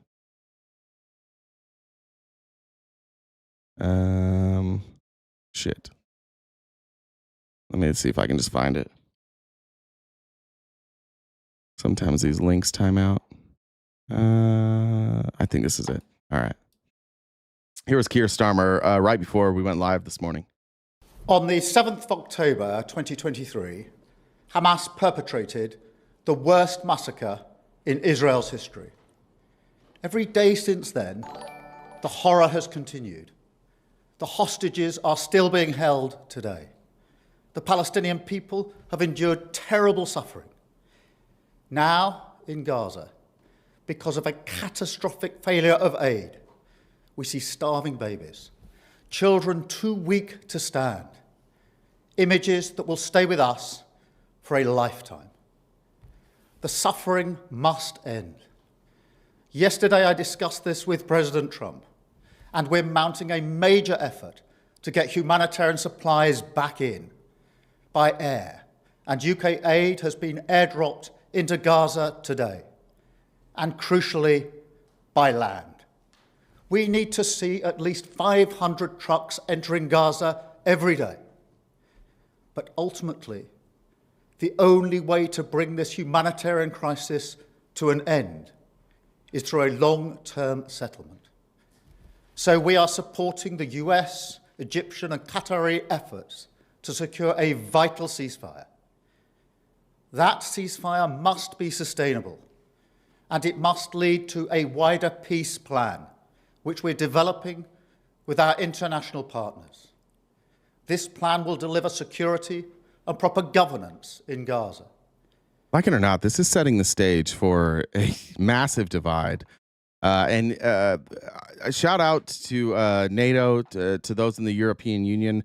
What they're doing right now is they are going to hold the United States' feet to the fire.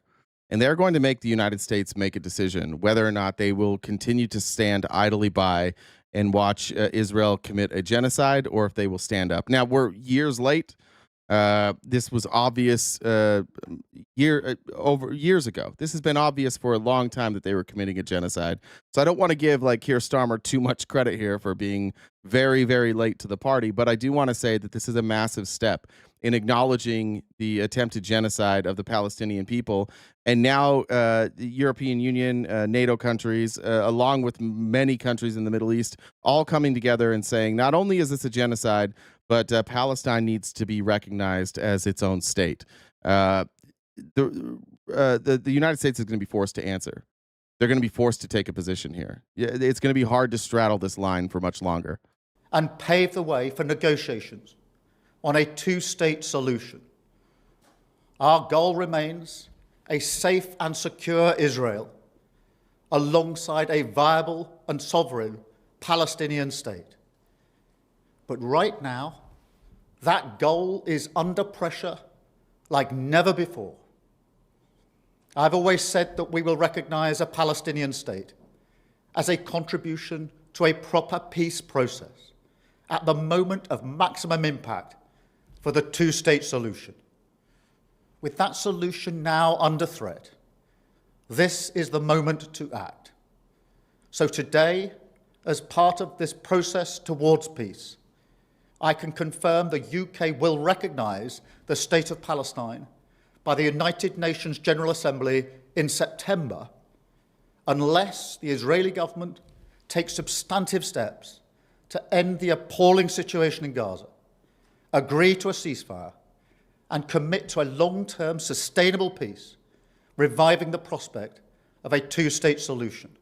What's kind of crazy about this with Starmer in the UK, and they have the same problem that we do, is to say that we are going to support the Palestinians having their own state unless Israel shows some progress, which is a fucking stupid thing to say. It's a wild thing to say. For the life of me, I can't figure out placating Israel and telling Israel, hey, you can't just control the Palestinians. You can't make them live as second-class citizens. You can't hold them in an open-air prison if you keep doing this. But if you stop doing this, then you can go back to that. You can go back to completely controlling them and treating them as second-class citizens. There's one solution here. It's allow Palestine to be free. It's to allow Palestine to self-govern. That's the one solution here. It does feel a little bit hollow. I'm with you, Mr. P. There, I do agree. It feels a little bit hollow. The only reason I have confidence, though, is that I don't think Netanyahu is going to quit. I don't think by September Netanyahu will set it down, because as soon as Netanyahu stops going to war, he's a war criminal.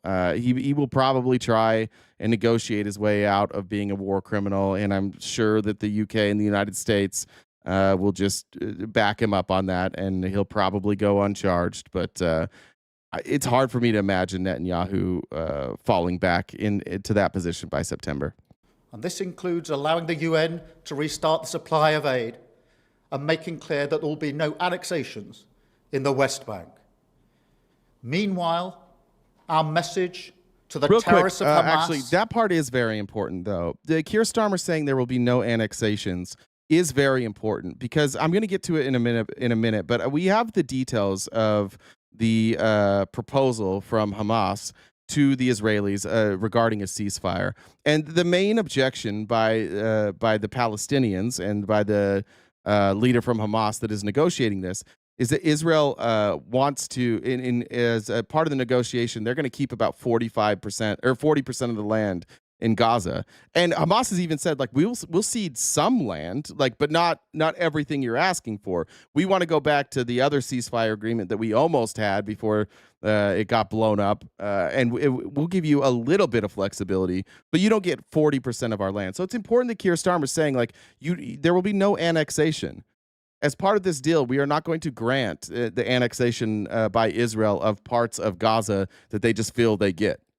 Is unchanged and unequivocal. They must immediately release all of the hostages, sign up to a ceasefire, disarm, and accept that they will play no part in the government of Gaza. And we'll make an assessment in September on how far the parties have met these steps. But no one should have a veto over our decision. So this is the way forward.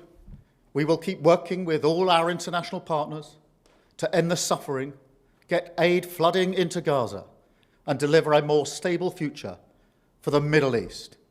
Because I know that is what the British people desperately want to see.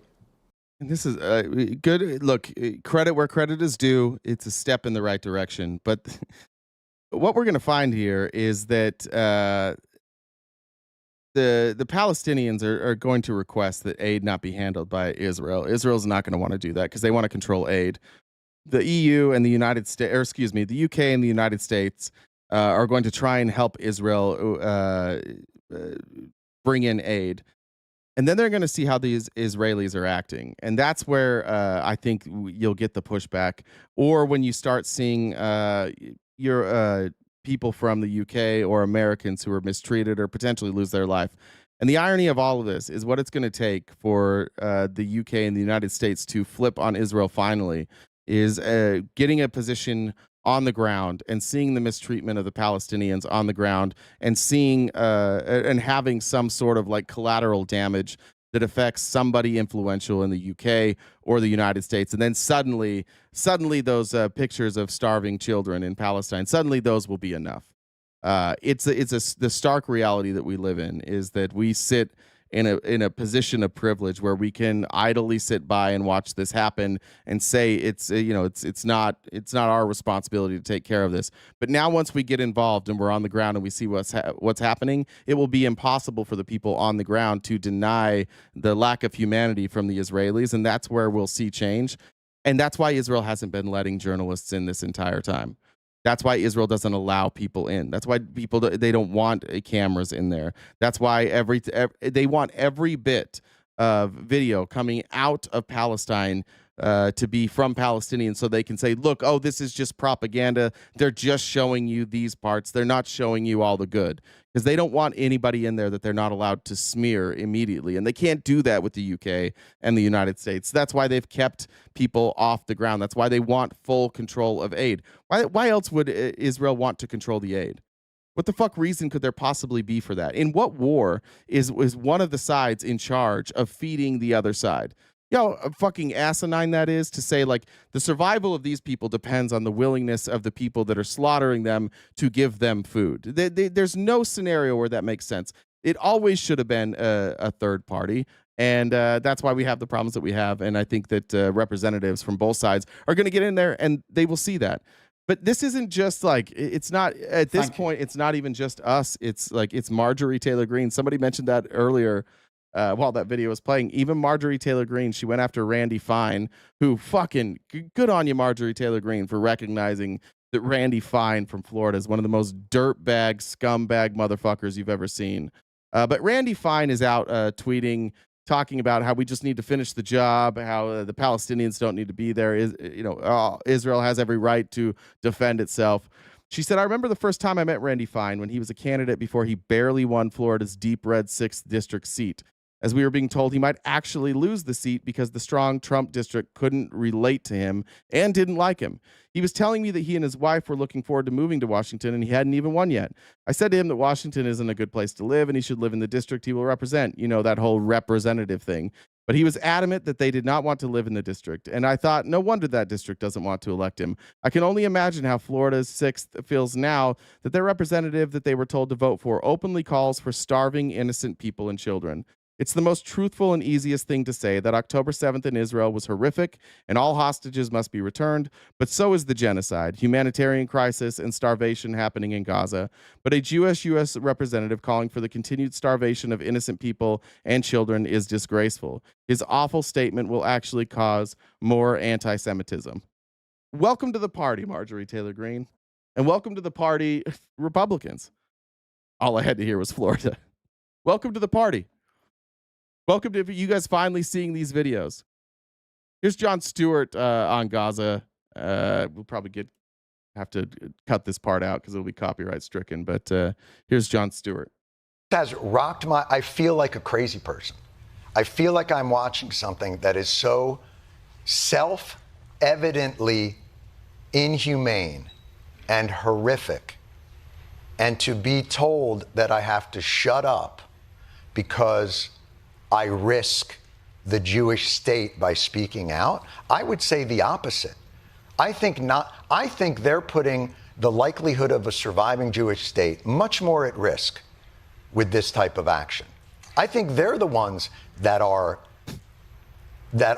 being if you want to define Netanyahu, with the definition of anti-Semitism, would probably have to bomb himself.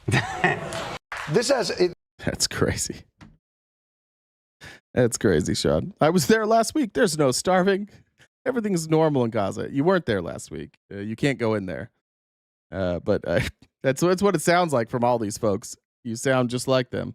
I don't know if you're joking or not. I think you are. Sorry if I'm laughing and you're being serious.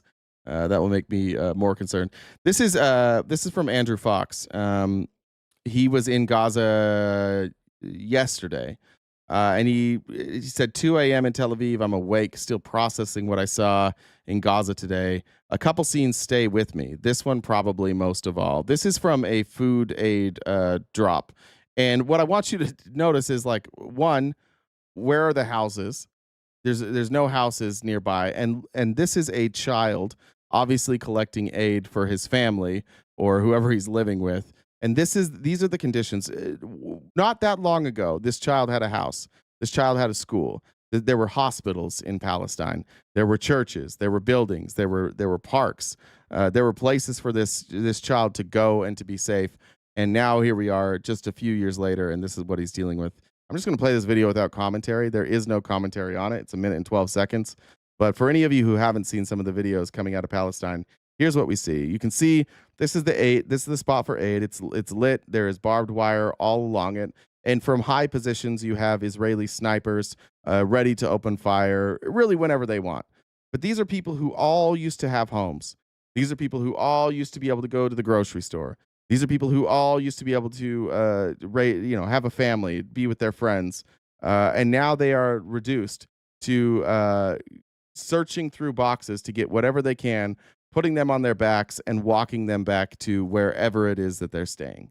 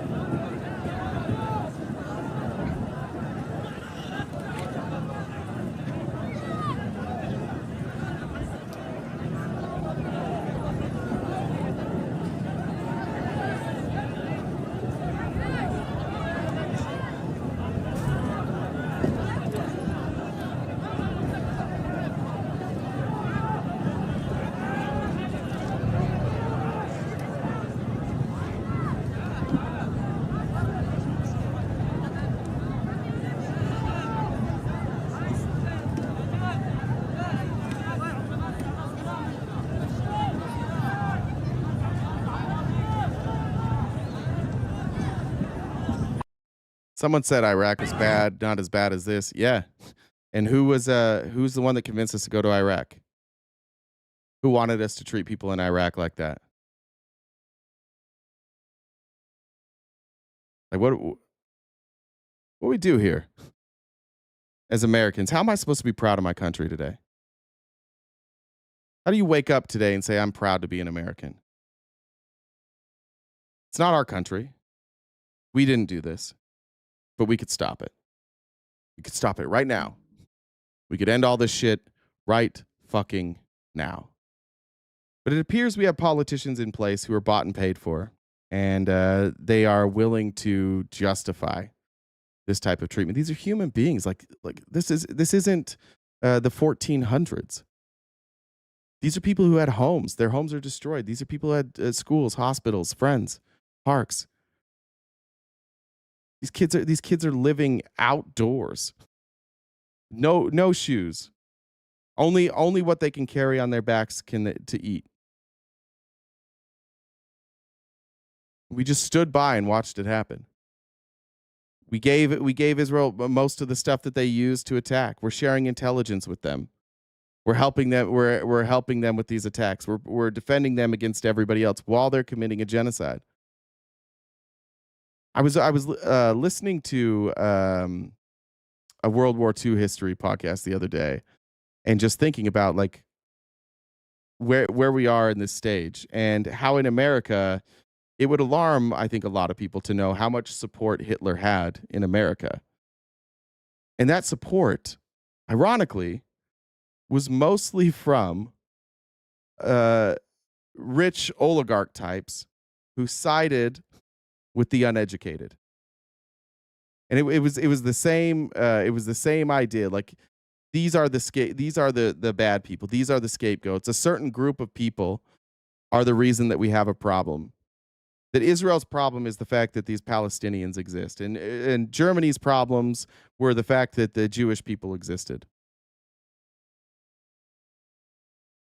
When they say history repeats each other all the time, like that's where we are. But just understand, if you're on the right and you're defending this, like you were also on the side, you would have also been on the exact same side as American Nazis. That would have been you. You would have been standing with Henry Ford. Exactly. Those of you that know the names, this would have been you. There's no difference. There's no light between this. This is the same. These are innocent people.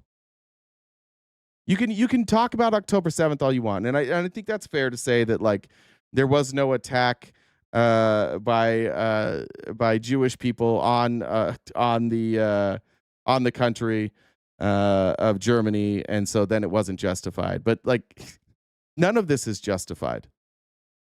None of it doesn't. The fact that October 7th happened is entirely irrelevant to mistreating this many people. It's entirely irrelevant. It's a genocide that the whole world recognizes. More than half our country recognizes it. The only people standing between us and these people from having a home and having peace are Republicans, MAGA Republicans. And most of the people who speak the most openly about Christianity, the Charlie Kirks, even Charlie Kirk has enough pressure now that he can't defend this. It's like Ben Shapiro now is alone over there. You can't even be all the way a right-wing content creator and defend this stuff because they're all coming after you too. It's just Trump. It's like Trump and then a bunch of other people who for some reason are defending Israel. If it's not blackmail, what is it? What possible justification could you have for supporting Israel if it's not blackmail? You guys, if Trump came out tomorrow and said Israel's committing a genocide, you would all just change your opinion tomorrow. So I just want to point that out. Like this is not your opinion. This is his opinion, and he's even like walking a tightrope with this now. He's over in the UK yesterday saying that the humanitarian aid isn't getting there, and that we need to do something about the humanitarian aid. Now he's lying. He's saying that Hamas is stealing it. By the way, does anybody see Hamas in here stealing all of this aid? We missed that? Does Hamas have is Hamas here hurting these people? Who are these people afraid of right now? Are they afraid of Hamas, or are they afraid of the guns that are pointed at them while they're collecting aid. I don't think they're afraid of Hamas. If it's not blackmail, what the fuck is it? Just no humanity? You just have absolutely no humanity left in you? Is that what this is? Devin said, imagine if I stole all your stuff, claim it's my birthright, and then after 40 years of fighting, I tell you, I'll only give you back 40% of your stuff. Pink said, what's the most common polygamous wife's name? Sharon Johnson. That's a good Mormon joke. Let me check comments real quick.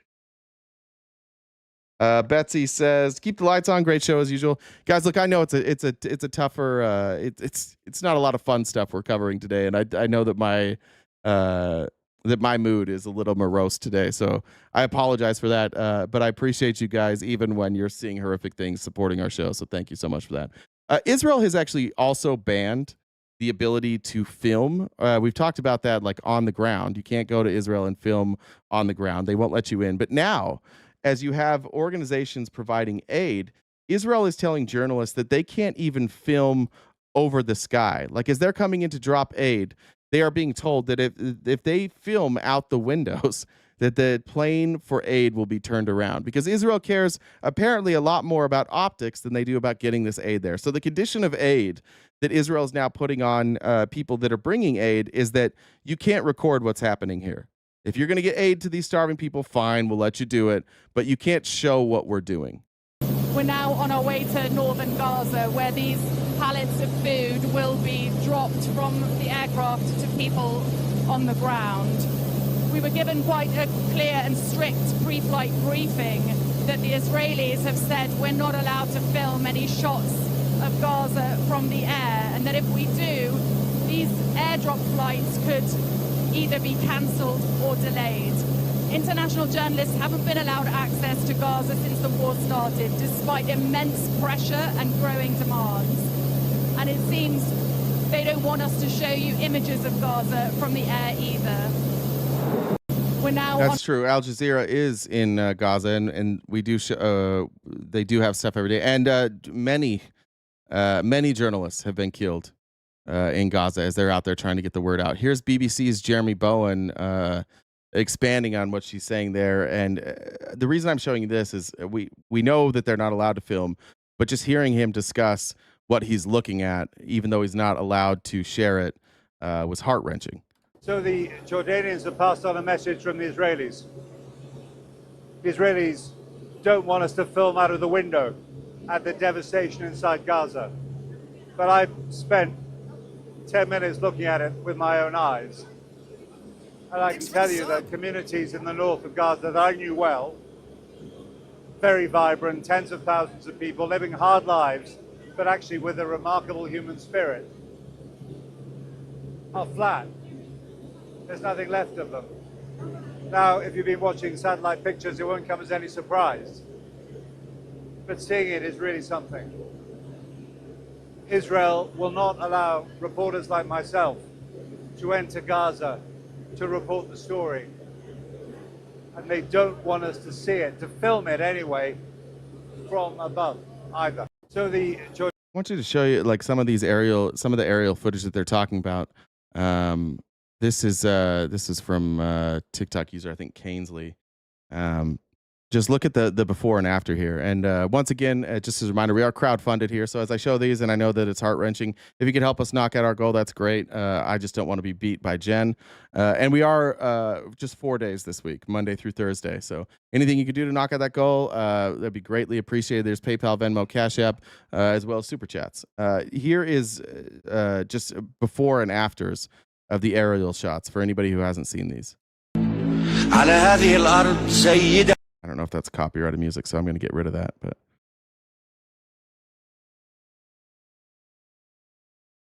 this one to me is devastating, more so than maybe any of the other ones, because you can see where they're absolutely targeting. Here's a camp market. There's a grocery store here. Watch what happens. This is a Jabalia refugee camp market. Now look what happens here. The building is gone. The grocery store is gone. Like, these are level. Somebody explain to me how this has something to do with Hamas. I mean, there's nothing standing here. Nothing.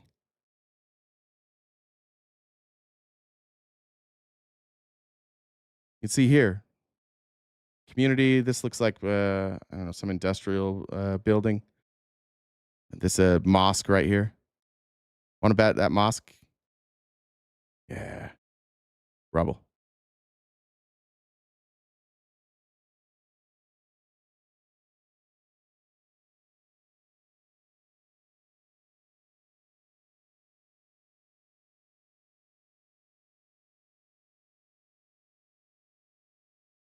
It's not. This isn't war. None of this is war. This is just it's just a, yeah, like it says there, it's just genocide.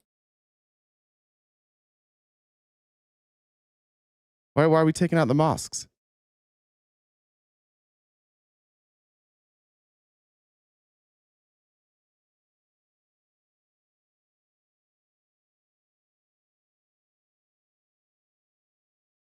I mean, that last one. This is a whole ass city here.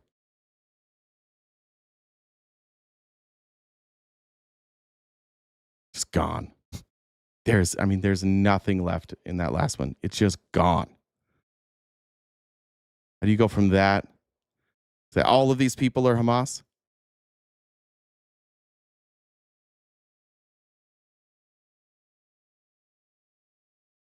Let me tell you this too. I see the people in the chat. Like, I see the sick fucks. The best thing you can do to these sick fucks in the chat is ignore the sick fucks in the chat. Here's my guess about these people in the chat. I think that these are unhappy people. I don't think these are their real opinions. I think that they're trying to get a rise out of you. Don't let them get that rise out of you. The last thing we want to do is feed trolls because that keeps them. Like, let them go troll some other shit. They don't. I honestly don't think that anybody sees these pictures and defends it. I really don't. I think that you're just unhappy incel fucks. And you're probably like sharing this in your Discord, like, look how mad they're getting. We did it. But your life just sucks. If you're looking at this and you're like, yeah, good job, Israel. Yeah, get all the way fucked. But if you are watching this and you're Israeli and you're saying good job, Israel, just a message for you: go fuck yourself. Fuck Israel. I don't even want to, like, at this point, I don't even want to hear about October 7th anymore. Like, we're so far past October 7th. Here's Israel. Here's Netanyahu crying like a little bitch that he is. War criminal bitch Netanyahu now claiming, oh, it's so unfair the way that people are labeling us. How could people possibly not like us? This is one of the biggest bitches that's ever existed on this earth. Portrayed as the enemy of Christians.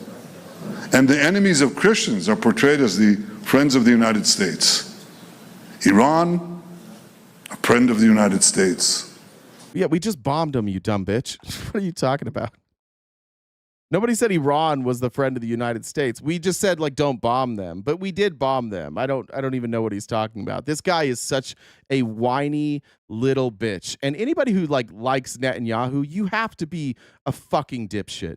You have to have like a 12 IQ to hear him say something. Yeah, now they say that Iran is a friend of the United States. Nobody fucking said that, dude. We just bombed them. A lot of us disagreed with that, but not because we think they're our friends.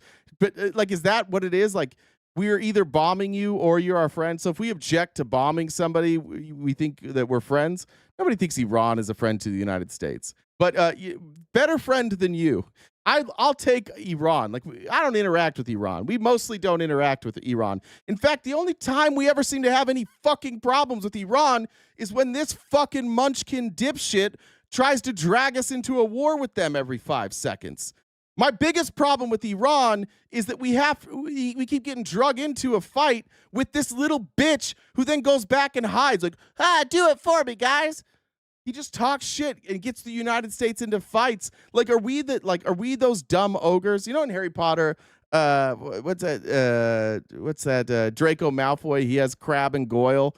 Like, he doesn't do any of his own fighting. He has just these two dipshit monstrosities with him to fight all his fights. That's Netanyahu. And Trump is such an egomaniac that Trump's like, oh yeah, big strong America come in to protect our friend. Look how tough I am. But Trump's not doing anything either because he's also a bitch. Like, my biggest problem with all of these countries I'm supposed to hate is that the only reason we have any fucking problems with them is because of him. This guy drags us into every war that we've been in my life. Desert Storm, Afghanistan, Iraq, this shit now. Every time the United States is sending American citizens over to fight for our country, every fucking time, Netanyahu's fingerprints are all over it.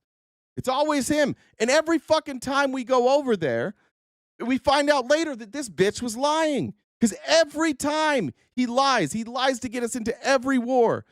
And then we have arguments here in America like, you don't support our troops. I don't support our troops fighting his wars. I don't want that. I don't know. Like, those guys that go over and they fight and they do it bravely, they come back with PTSD. They come back with a shell of themselves. They come back hating Muslims oftentimes. Why? Because Muslims are shooting at them. So they're like, oh, that must be the enemy is always the person shooting at me. And we've never stopped to be like, you know why they're shooting at you? Because we keep getting dragged into these regime change wars over and over and over by this same dumb bitch. I don't know why we've let Netanyahu for so long get away with this, but I'm so tired of this guy. And then for him to get behind a microphone and like, what? Now you guys don't believe me? Now you don't want to just do my bidding? You think these are your real friends? These aren't your real friends. I'm your real friend. He's so fucking manipulative. He's a terrible friend. This is a bad friend. Don't be friends with this guy anymore. Every time you get close to this guy, you get in trouble. Stop it. An innocent victim. The Muslim Brotherhood, who chant death to America alongside Iran, friends of America. And yet the Muslim Brotherhood, if they do chanting that, it hasn't really put American lives at risk, has it? But you lying to us all the time and dragging us into wars, you cost us American lives all the time. You tell us that this is our enemy, then you pick a fight with them, and then we go and we have your back, and suddenly we're at war with them, and you're like, see, they are your enemy. And like, not one president, not one of them's like, hey, maybe we stop listening to this dipshit. Hamas, these monsters who burned babies, raped our women, beheaded our men, and chant death to America, friends of America. What'd you do? You're not killing babies? You guys didn't rape women? You didn't kill innocent men? You didn't do that? It's fine. You're like, these monsters. Okay, well, they killed 1,200 and you killed 60,000. So what the fuck are we talking about when we're talking about monsters here? And that's just direct attacks. So we're not talking about the starvation. We're not talking about 100 to 200,000 people that are dead because of your actions. But yeah. No, for sure. I'm supposed to look at the numbers and be like, oh, Hamas is the monster. You're the monster, dude. You know why? Hamas could have been the monster if you wouldn't have done this. The narrative could be Hamas is the monster, and you'd have worldwide support to go in, to infiltrate Hamas, to remove the leadership of Hamas and get rid of them. And you probably could have gotten some concessions out of Palestine too, because you would have had all this pressure. But this is all closing in on him now, and he's basically left with the UK and the United States. And the rest of the world is like, fuck this dude. Like, fuck this dude. Stop it. And he's down to two people, and he's trying to use the same old tricks that have worked on Americans forever. Oh, they're your enemy. Oh, these guys are actually coming to get you. It's them. It's not me. Come on, we're on the same side here, guys. And he's just out there picking fights right and left.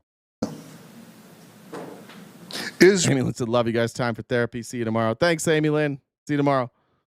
Israel has a thriving Christian community, the only thriving Christian community in the broad radius of the Middle East. In what way are you guys Christian at this point? If that's Christianity, fuck Christianity. I live in a Christian nation. We're not currently doing a genocide. We seem to, I at least hope, have learned from the times we've done that. You can talk to me about it. Well, we believe in the same God as you believe in. All right. Well, the God that you claim we both believe in as countries, that God I don't think is like pro-genocide. I don't think your country is very Christian. I have this sneaking suspicion that Christianity isn't like what's guiding you right now. So then he tries to use like your religion against you. He's talking to you that are Christians out here. He's telling you like, hey, these guys believe in a different God. Shouldn't they die? That's what this is all manipulation. This is all an abusive relationship that we have with an absolute narcissist sociopath. And the problem that we have currently is that our current president is also a narcissist sociopath, but he's dumber than Netanyahu. So Netanyahu just directs him. And the last president that we had was too fucking old to figure any of this out. And Netanyahu just kept lying to him, and he just kept believing Netanyahu, and he kept believing the Zionists around him because he was just kind of checked out. I don't know. Like, at some point, we've got to get a president who's like, fuck Benjamin Netanyahu. I think you could win possibly in this country if you ran for president and you had a name and your entire platform was fuck Benjamin Netanyahu. I think you could win. I think you would. I think you'd win convincingly if that was your entire platform. If either of these two sides, Republican or Democrat, just made their whole platform fuck Benjamin Netanyahu, they win in a landslide. We don't support this guy. There's a handful of dipshits, some of them in the chat, that are like, it's not even real. You're just like sad, pathetic fucking human beings. And you like this type of destruction, and you like the attention you get for being contrarian and standing with Israel. You think it makes you sound tough when you're like, oh, play stupid games, get stupid prizes. And it's you're not tough because you're here. You're a bitch behind a computer right now talking about like, oh, play stupid games, win stupid prizes. No, you're not in the game. You're watching the game. You're not part of this. You're just a dummy acting tough. I side with the tough guys. I'd side with the winners. That's all you are. And meanwhile, like it's modern day Hitler here, and he's trying to gaslight all Americans right now with the same games he's played forever. And it's just not working anymore. Nobody's buying this guy's bullshit anymore. Where Christians are not tolerated, they're cherished. You can light Christmas trees in Nazareth. Oh! I guess we better bomb Palestine then. I guess we better do a fucking genocide because there's no Christmas trees in Palestine. Better blow them up. All right. But in Bethlehem. Yeah, motherfucker. Listen, William, I'm not 5'6", I'm 5'10", and that's been verified. This guy's 5'4". I'm very comfortable calling this guy a bitch. There's not a scenario where we enter the room at the same time, just me and him, where he's not my bitch. There's not a scenario intellectually, physically. There is no scenario in which Netanyahu and I are alone and he's not my bitch. There's no scenario. The only reason this guy acts tough at all is because he has the United States military backing him. That's the only reason he's even remotely tough. But you put this guy one-on-one with a room with any other world leader, he's getting his ass kicked every time. I'm going to put him in my pocket, and I'm going to hold it closed, and I'm going to say, shut the fuck up, Netanyahu. Let the Christians. There's no scenario where this guy isn't a bitch. There's scenarios where I'm also the bitch. I recognize that. So I recognize that me calling some people a bitch would be a bad move, and I would lose. In this scenario, mano y mano, that's my bitch. Just so we're clear. The birthplace of Jesus. When Israel left and the Palestinian Authority came in, the Christian majority shrank from 80% to under 20% because there was no more Israel to protect them. We cherish our Christian friends. Let's explain that. Was there a genocide or did they leave? They left because there was nobody not to defend them, but to uphold them as better than. See, Christians, these Christians out there in Israel, I got news for you. They're all bitches too. Most of them aren't from there. This is the craziest part about all of this. We talk about land that is for them. You have Jewish people returning to their homeland. In what scenario? Is it where's Netanyahu from? Mr. I had to change my last name. Let's do your genetics, Netanyahu. Let's find out that the people that were displaced from there were people who had Jewish faith, but they also had an ethnicity that was much closer to the Palestinians than you. I saw something recent. I don't want to cite this incorrectly, but like the people living in Israel, like if you take like, if we're going to say that this is owed to them, like this is posterity and this land was owed to them by God, the people that we're talking about that left Israel and then came back, It wasn't Netanyahu's people. It wasn't his ancestors. Most of the people that are running them, like, why are all of these presidents from Israel from like Europe?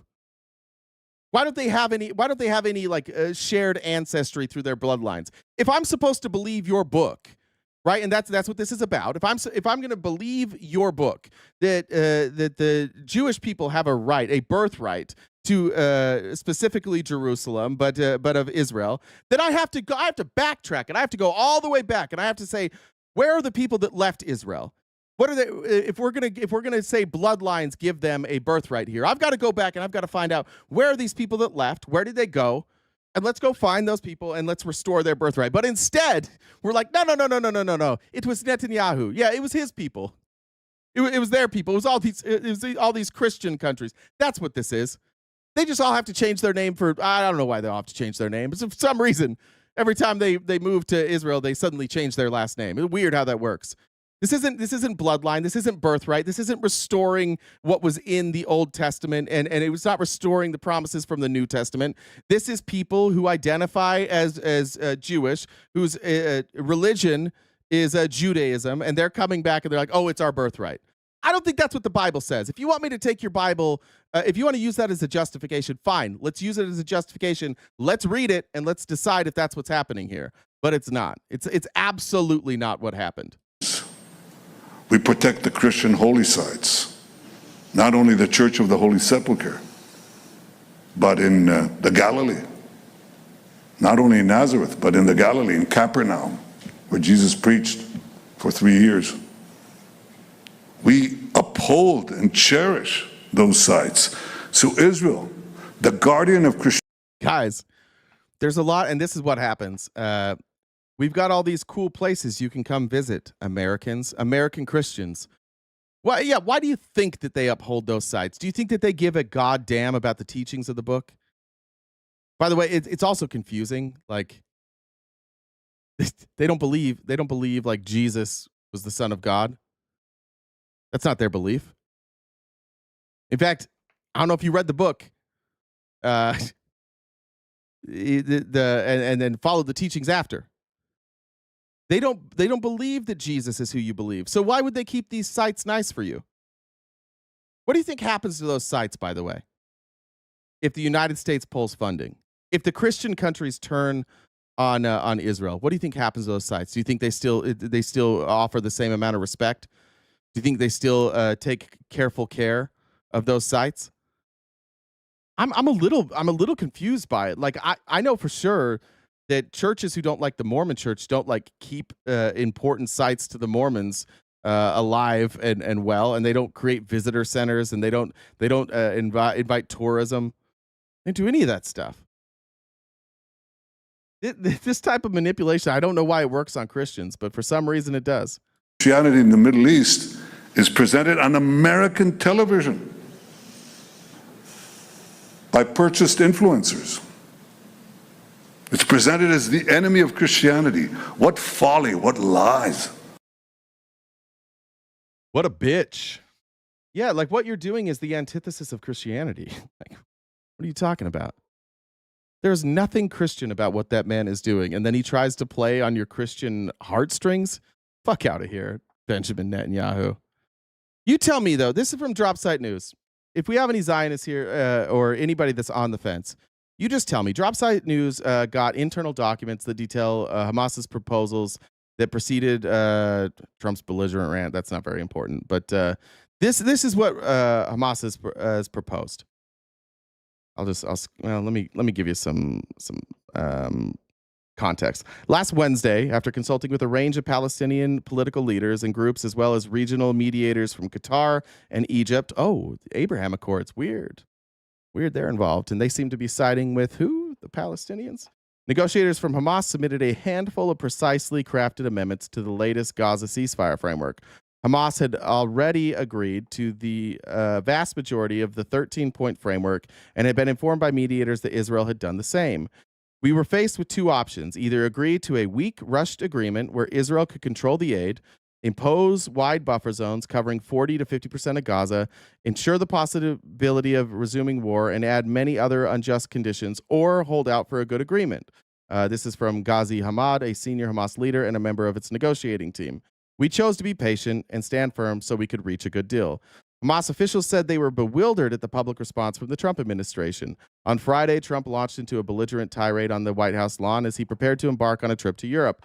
Hamas didn't really want to make a deal. I think they want to die, and it's very bad. It's got to be to a point where you're going to have to finish the job, Trump declared. Now we're down to the final hostages, and they know what happens after you get the final hostages. And basically, because of that, they really don't want to make a deal. I saw that. They're going to have to fight, and they're going to have to clean it up. You're going to have to get rid of them. Addressing Hamas's leadership, Trump said, I think they will be hunted down. Now, I'm always blown away at Zionists, American Zionists, for this. Like, you all claim that you would fight for our country, that you would never give up to, let's say that it's the CCP coming in. Are you just, at some point, are you just going to give up? Are you just going to cede 50% of the land to them? All of you would claim that you're going to fight. And while some of us may be more apt to settle and give 40-50% of our land away, at this point, what do the Palestinians have to lose? Right? They've already been decimated, and they don't want to live under the rule of Israel. Can you imagine? Can you imagine just being like, all right, you guys can rule us now. You came in and you killed 200,000 people, and you're starving us to death. But yeah, we'll give you more of our land. We'll do that. So here's what Hamas, according to the internal documents, here's what their proposal was. And you just tell me if this is unfair. I think that I can't even understand criticizing Hamas after this. Hamas wants the United Nations to be in charge of the distribution of humanitarian aid to the Gaza Strip. Yeah, that makes sense. Why in the world would you trust Israel to be in charge of that? The people that are shooting you are also the people who dictate when and where you get aid? Of course not. Of course you want a third party in. And, by the way, having that third party in allows more transparency, and it forces Israel's hand. Israel can't act as cruelly. Because if you start taking out people in the UN, they're not going to stand for that. You know, the UN, the United States, NATO, like we've all sat back and watched Israel unjustly murder thousands upon thousands of Palestinians. But we won't stand for that when you start killing our people. Or if we get a better view of what you're doing. So, of course, Hamas wants that. And that's just transparency. Are we against transparency, Zionists? In an amendment, Hamas proposed the complete abolishment of the U.S.-Israeli aid scheme known as GHF, Gaza Humanitarian Foundation. So you'll see GHF reference later. That's what they're talking about. More than 1,000 Palestinians have been killed attempting to collect meager rations at sites in Gaza. The centers established by the Israeli army in the Gaza Strip, which were used by the GHF, will be dismantled, negotiators wrote. Aid will be distributed by the Gaza Strip through the United Nations, its agencies, and the Palestinian Red Crescent, in addition to institutions operating in the Gaza Strip prior to March 2nd, 2025. The GHF began its operations in late May. Hamas also reiterated its position, which Israel continues to oppose, that the Rafah border crossing between Gaza and Egypt be reopened in both directions for travelers and trade. I do sit behind a computer just like you, Mr. P, but the difference between you and I is I don't sit behind a computer and justify a genocide. I sit behind a computer and I advocate for the end of a genocide. That's the significant difference between the two of us. I'm not down there murdering people. In fact, I want people to stop being murdered. So I agree with that. And Netanyahu's the same. Netanyahu's not in there. He's completely protected. He sits behind a microphone and behind guards. He's also a bitch. Hamas also reiterated its position, which Israel continues to oppose, that Rafah border. Oh, I did that. The crossing between Gaza and Egypt be reopened. Allows aid to flow in. It allows that aid to flow in from Egypt. Egypt has been acting as at least a negotiating partner. They're part of the. I believe they're part of the Abraham Accords, right? That's reasonable. All of this sounds reasonable so far. Rafah is the only access point Palestinians in Gaza have to a world beyond Israeli control. Israel invaded and occupied Rafah in May 2024 and shut the Rafah crossing down. It was briefly reopened in a limited capacity for some wounded and sick people to leave during the January ceasefire, but again closed after Israel resumed its genocidal assault on March 18th. Hamas's proposal on the Israeli withdrawal. During recent negotiations, Hamas and Israeli negotiators agreed that Israeli forces would reposition or withdraw to positions on the periphery of Gaza. Both sides' proposal referenced the maps negotiated in the original January 19th ceasefire agreement, but the latest Israeli-endorsed framework, dated June 30th, employed vague language and said its troop positions would be close to the original agreement, and added that the positions of its troops would be based on new maps to be agreed upon. So even what they had agreed to before, now Israel's like, no, we need more power than that. And you know what? We're also going to give you really vague definitions of where our lines are, and that way, when we break these agreements, because we're going to break these agreements, we'll have vague language based on new maps that sometime we'll agree on, that they'll never agree on.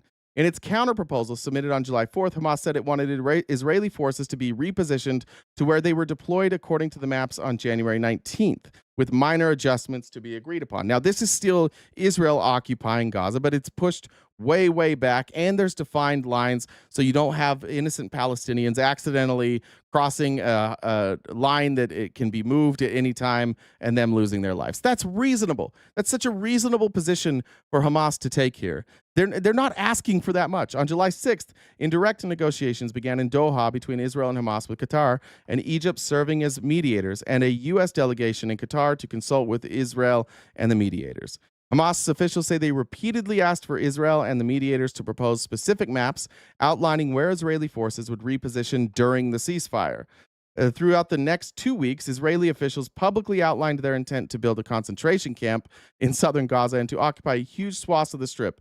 Israel's defense minister said an initial 600,000 Palestinians would be corralled into what he called, cynically, a humanitarian city built on the rubble of Rafah, where they would await deportation or voluntary migration. Israel's just saying, no, that we get it. We just get that. We get all of this. You think that's irrational for Hamas to be like, no, for the Palestinians to say no? Hamas made it clear it would not accept this, and the Trump administration swiftly pressed Israel to scale back its proposed occupation zones. Israel says, what if we just let you live in a concentration camp? And Hamas said no. And Palestine said no. And Netanyahu went, huh? Can you guys in America even believe that they won't live the rest of their life in a concentration camp? Can you believe that? And Zionists go, I can't believe it. That's crazy. This is Hamas's fault. A Hamas official told Dropsite that on July 14th, Israel proposed the creation of an Israeli-controlled buffer zone encircling Gaza that would extend 2 kilometers into Gaza in the north and the east of the enclave, as well as a 4-kilometer zone cutting through southern Gaza. The proposal, if enacted, would still have resulted in Israel occupying some 40% of Gaza. Netanyahu has insisted that Israeli forces would not pull out from the Philadelphia corridor among the Egyptian border. On July 17th, after consultations between Israel, the U.S., and Arab mediators, Hamas was provided with another round of revised maps outlining positions that Israeli forces would withdraw to as part of a 60-day ceasefire agreement. The positions were still deeper into Gaza than the original January maps, but it was a step in the right direction from Hamas's perspective. We fought fiercely, firmly, and steadfastly to stop Israel's encroachment and its attempt to wide buffer zones in Gaza, said Ahmad in his Al Arabi interview. Thanks to God, we were able to push them back and put forward an acceptable and sound vision that could be worked with in this agreement. So look, you have here, they're willing to negotiate. They're willing to take stances. This is not all or nothing. Trump made it sound like they were unwilling to negotiate. Netanyahu makes it sound like they're unwilling to negotiate. And yet here we have, and you can go look at these documents yourself from Dropsite News, here we have evidence that not only are they willing to negotiate, but they're negotiating positions that originally they're not comfortable with. There is give and take here. They're saying, fine, like this, we don't feel this is just, but we'll agree to it because we want this war to end. In its amendment, Hamas proposed minor adjustments, in most cases 100 to 200 meters less than Israel proposed. Hamas also laid out a plan for the total withdrawal of Israeli forces from the Philadelphia corridor. During an initial 60-day truce, Hamas proposed the occupation will gradually withdraw at a rate of 50 meters per week from the Philadelphia corridor. And on the 50th day, it will withdraw from the entire Philadelphia corridor. I don't know if it's Philadelphia or Philadelphia. I want to say Philadelphia. Hamad said the mediators from Qatar and Egypt told Hamas that its proposed maps were a reasonable position. So all the people that are sitting there negotiating this are like, yeah, that's reasonable. This is fair. they're negotiating on behalf of, or they're trying to mediate between the two. They're like, this is reasonable. We are able to present a vision that was accepted by the mediators, a vision that, God willing, will be the one moving forward, he said. The areas and distances presented in the redeployment map so far are good and reasonable. They could be the foundation for a fair and just agreement for our Palestinian people. Here you can see the adjustment of lines. The yellow line is where they are, and then they'll retreat back 50 meters at a time. It is a significant, but I think that's fair. Like, I don't know if you guys can see these maps. If I zoom in. This is what we're talking about, the yellow line, and then the black line here is where they would retreat back to. You can see it here as well with the red and the black line. This doesn't seem reasonable. This came out after Trump's statement. This article came out after Trump's statement, but these negotiations took place before Trump's statement. Trump's statement was last week. Some of you've seen July 4th. This is from the July 14th proposal. So I think Trump's statement was, like the 24th or 23rd, something like that. So this came out after. Hamas's proposal for freeing Palestinians held captive by Israel. Both Israel and Hamas have agreed that the 10 living and 18 deceased Israeli captives will be released during the initial 2-month ceasefire. 8 living Israelis would be freed on the first day of a deal, and the remaining 2 on day 50. The bodies of the deceased would be released in stages spanning that agreement. There are believed to be a total of 20 living Israelis held captive in Gaza, along with the bodies of 36 deceased, for a total of 56. In the framework presented to Hamas, the number of Palestinians who would be freed in exchange for the Israelis was never spelled out. Israel will release an agreed upon number of Palestinian prisoners. Now look at the prisoner difference here. So 8 living Israelis, 18 deceased captives. They're believed to be a total of 20 living Israeli captive in Gaza with 36 deceased. Look at the difference in these numbers. As Hamas viewed the ceasefire process nearing an agreement and wanted to resolve the issue, there are more than 10,000 Palestinians currently held in Israeli prisons and detention centers, and they are often subjected to torture and extrajudicial killing. There are also more than 2,000 Palestinians from Gaza who were snatched by Israel for the explicit purpose of exchanging them. 8 compared to 2,000. Or I guess if we go 8 plus or 10 plus, what was the total? So let's go with the total they had. 20 living plus 56. 56 versus 2,000. Palestinians from Gaza who were snatched by Israel for the explicit purpose of exchanging them. Regional mediators told Hamas that Israel would release a total of 125 Palestinians serving life sentences and 1,100 Palestinians who were detained from the Gaza Strip since October 8th. This would presumably mean the Palestinians taken captive by Israel on October 7th would not be part of the deal. And yet Hamas is still negotiating in good faith. Who's not negotiating in good faith here? Bad Religion said Trump just doubled down on Air Force One on Epstein stealing his employees, admitted they were young spa workers, including Virginia Giuffre. Jen, will you get that video? Holy shit. And guys, we are a long ways away from our gift goal. I understand this is hard to hear today, and I understand the economy the way it is. But anybody who can help, that would be greatly appreciated. We are determined to secure the release of the largest possible number of prisoners, especially those from Gaza, and particularly those involved in the events of October 7th. Those who fought, struggled, and sacrificed their lives, said Ahmad in his El Arabi interview. This matter was brought to the negotiation table, and we proposed reasonable and meaningful numbers, and God willing, we hope to succeed in securing the release of the largest number possible, whether they are serving life sentences, other terms, or still awaiting sentence in this phase. In its amendment, Hamas proposed that in exchange for the 10 living Israeli captives, 200 Palestinians serving life sentences, and 2,000 Palestinians snatched from Gaza be freed. Hamas wanted to designate which Palestinians would be freed in the deal in exchange for the 18 deceased Israelis held in Gaza. Hamas proposed, in exchange for each body, 10 Palestinian bodies, in addition to 50 prisoners from Gaza after October 7th, as well as women and children under the age of 18 to be designated by Hamas. You can't tell me that's not reasonable. Any Zionist who says that's not reasonable, I'm left to just assume that what you really want to do is a genocide, that you have no desire to see this come to any end that isn't the complete annihilation of the Palestinian people from the Gaza Strip. Thank you, Judy, for super chatting. I appreciate you. Let me check these comments here as well. It's been a minute. Brittany said, why do ducks have tails to cover their butt quack. Thank you. Jessica said, hopping on the dollar train. Appreciate you, Jessica. I think I got those. Got them. This is like troll. Are the trolls bad today? This getting lame. Enjoy making money on the backs of those of you preaching for fake money, fake power. It's pretty funny to watch like how the trolls leave. We start talking about a genocide, and they're like, "I don't like this. I'm gonna go yell at about trans people." Well, great news, trolls. I've got stuff about you. We're gonna talk about Christofascism now next. This was a post from DHS. I don't know if you guys saw this. This is a painting called American Progress by John Gast. And Homeland Security said, a heritage to be proud of, a homeland worth defending.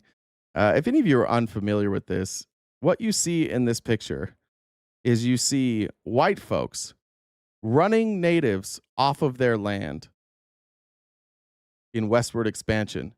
You see the buffalo being chased off. You see the natives here being chased off. And you see the white folks coming in and taking their land. This was a bizarre thing for DHS to promote. It's also the exact painting from a book. And I actually checked this out. It's called Teaching, I think it's called Teaching White National. Let me pull it up. I forgot what it's called. I think it's like Teaching White Nationalism or Teaching White Supremacy, a book by Donald Iacovoni.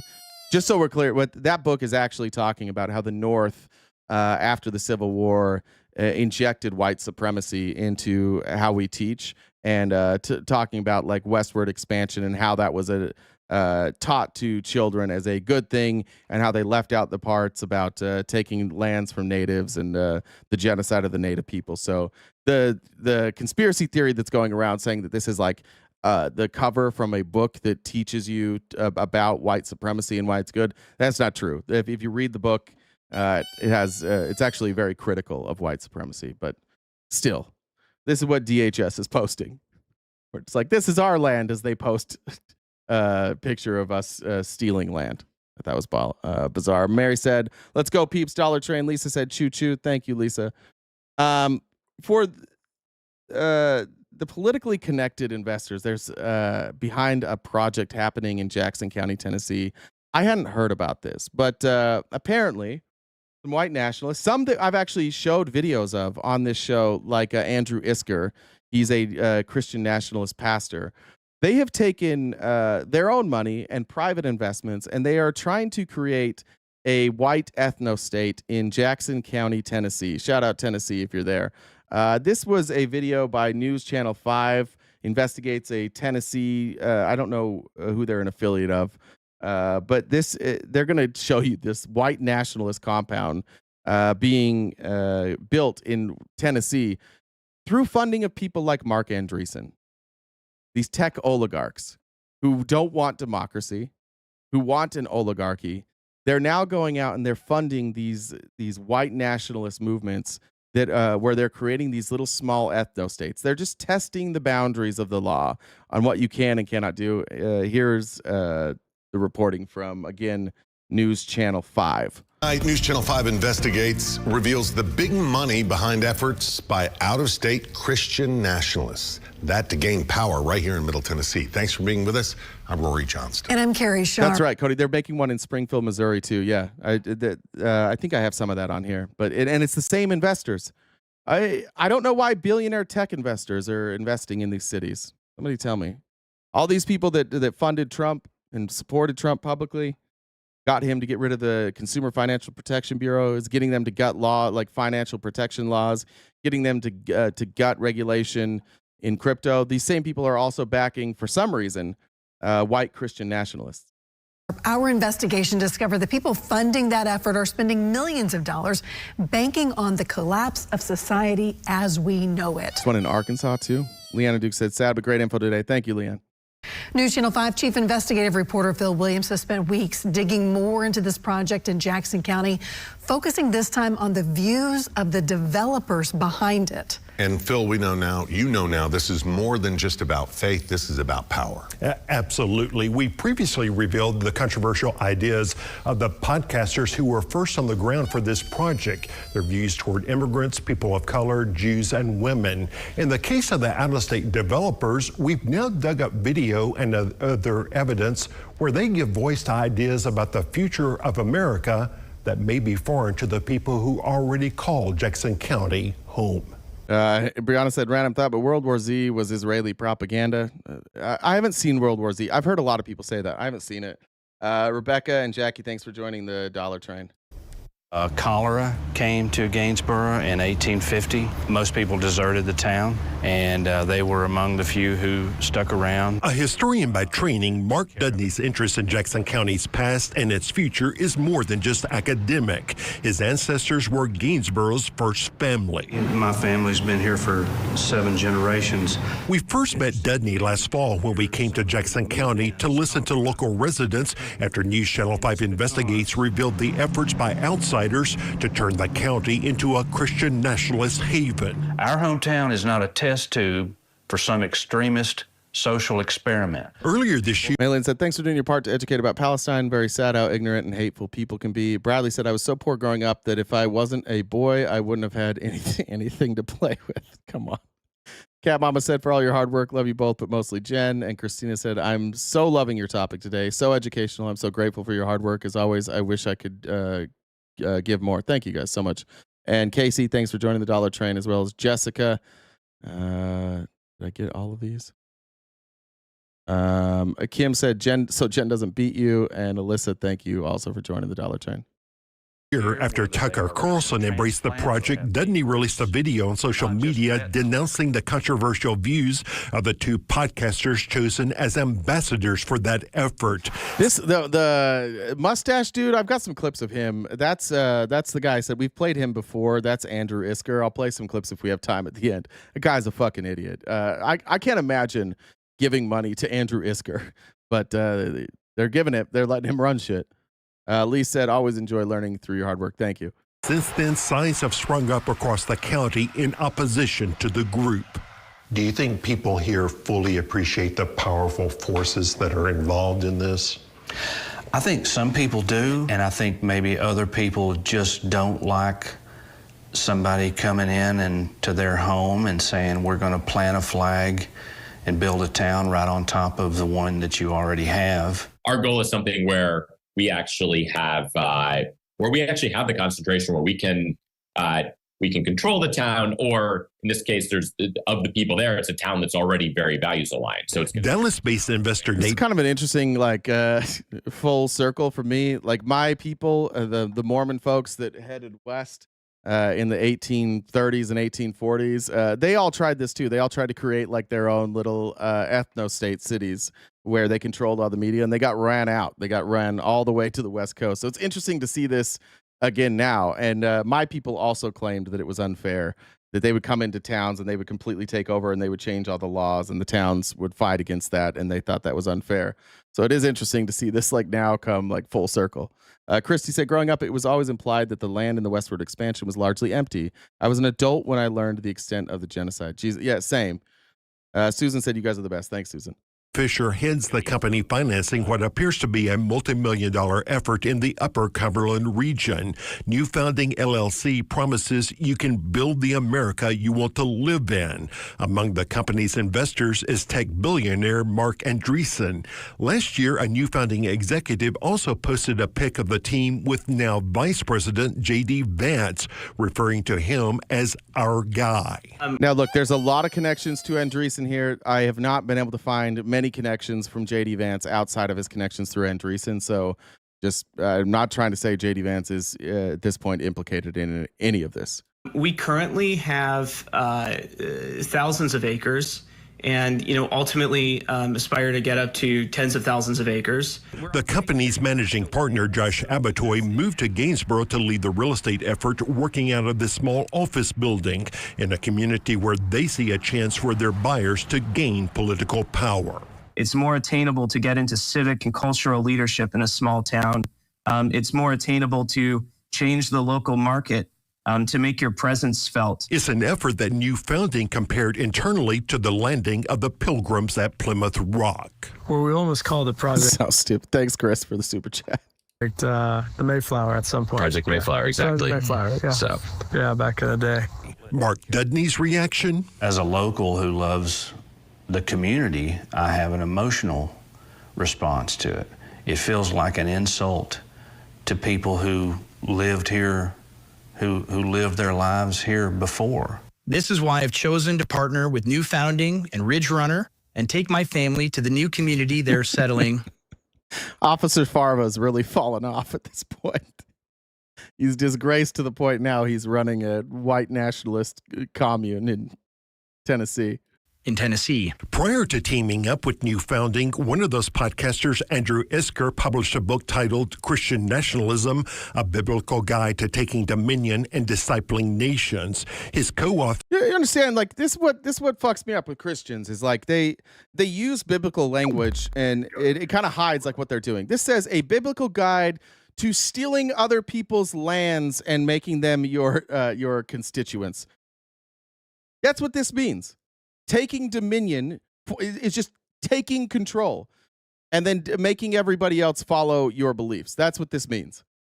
But you put a cross right there and they're like, oh, well, you know what? When there's a cross next to it and it says biblical, I guess it must be a good thing. I guess this must be what Jesus really wanted. He just must have really wanted people to come in and take over the land and force your ruling over them. That's clearly what Jesus wanted. When I read the Bible, that's what I get out of Jesus. Sir Andrew Torba started the Gab website that gives a platform to neo-Nazis, conspiracy theorists, and other extremists. Their book calls for taking control of other... Are we serious about this? Like, told you. What is it? Hitler said if he lost World War II, the world would be ran by satanic P3DO. Oh, I can say pedophile Jews, I think. Hitler lost World War II, and the world is now being run by Jeffrey Epstein and his associates, also known as... I don't know if Jeffrey Epstein was running the world, but like, we're doing Hitler memes over there. I told you Hitler was right. Make speech free again. Yeah, this is fucking ironic. These guys want to limit all speech that doesn't align with their views, and they wear a hat that says make speech free again. What are we talking about? They want us to live under Christian nationalism. One of the tenets of Christian nationalism is that you can't be blasphemous, which means making fun of God or denying God or mocking God. That would be free speech, I think. That's one of the very things that they want to get rid of. Extremists. Their book calls for taking control of townships, school boards, and counties and exiting fucking welcome to Mesa, Arizona. They call the beast system completely, lying in wait for the system to collapse. I think even those who play it best, it may be extremely painful. Depends on how. I like that these guys are just drunk and burping in this interview. Like, this guy's been downing liquor and he's like, Jesse said, sorry, I can't donate more. Please don't beat Jay too hard tonight, Jen.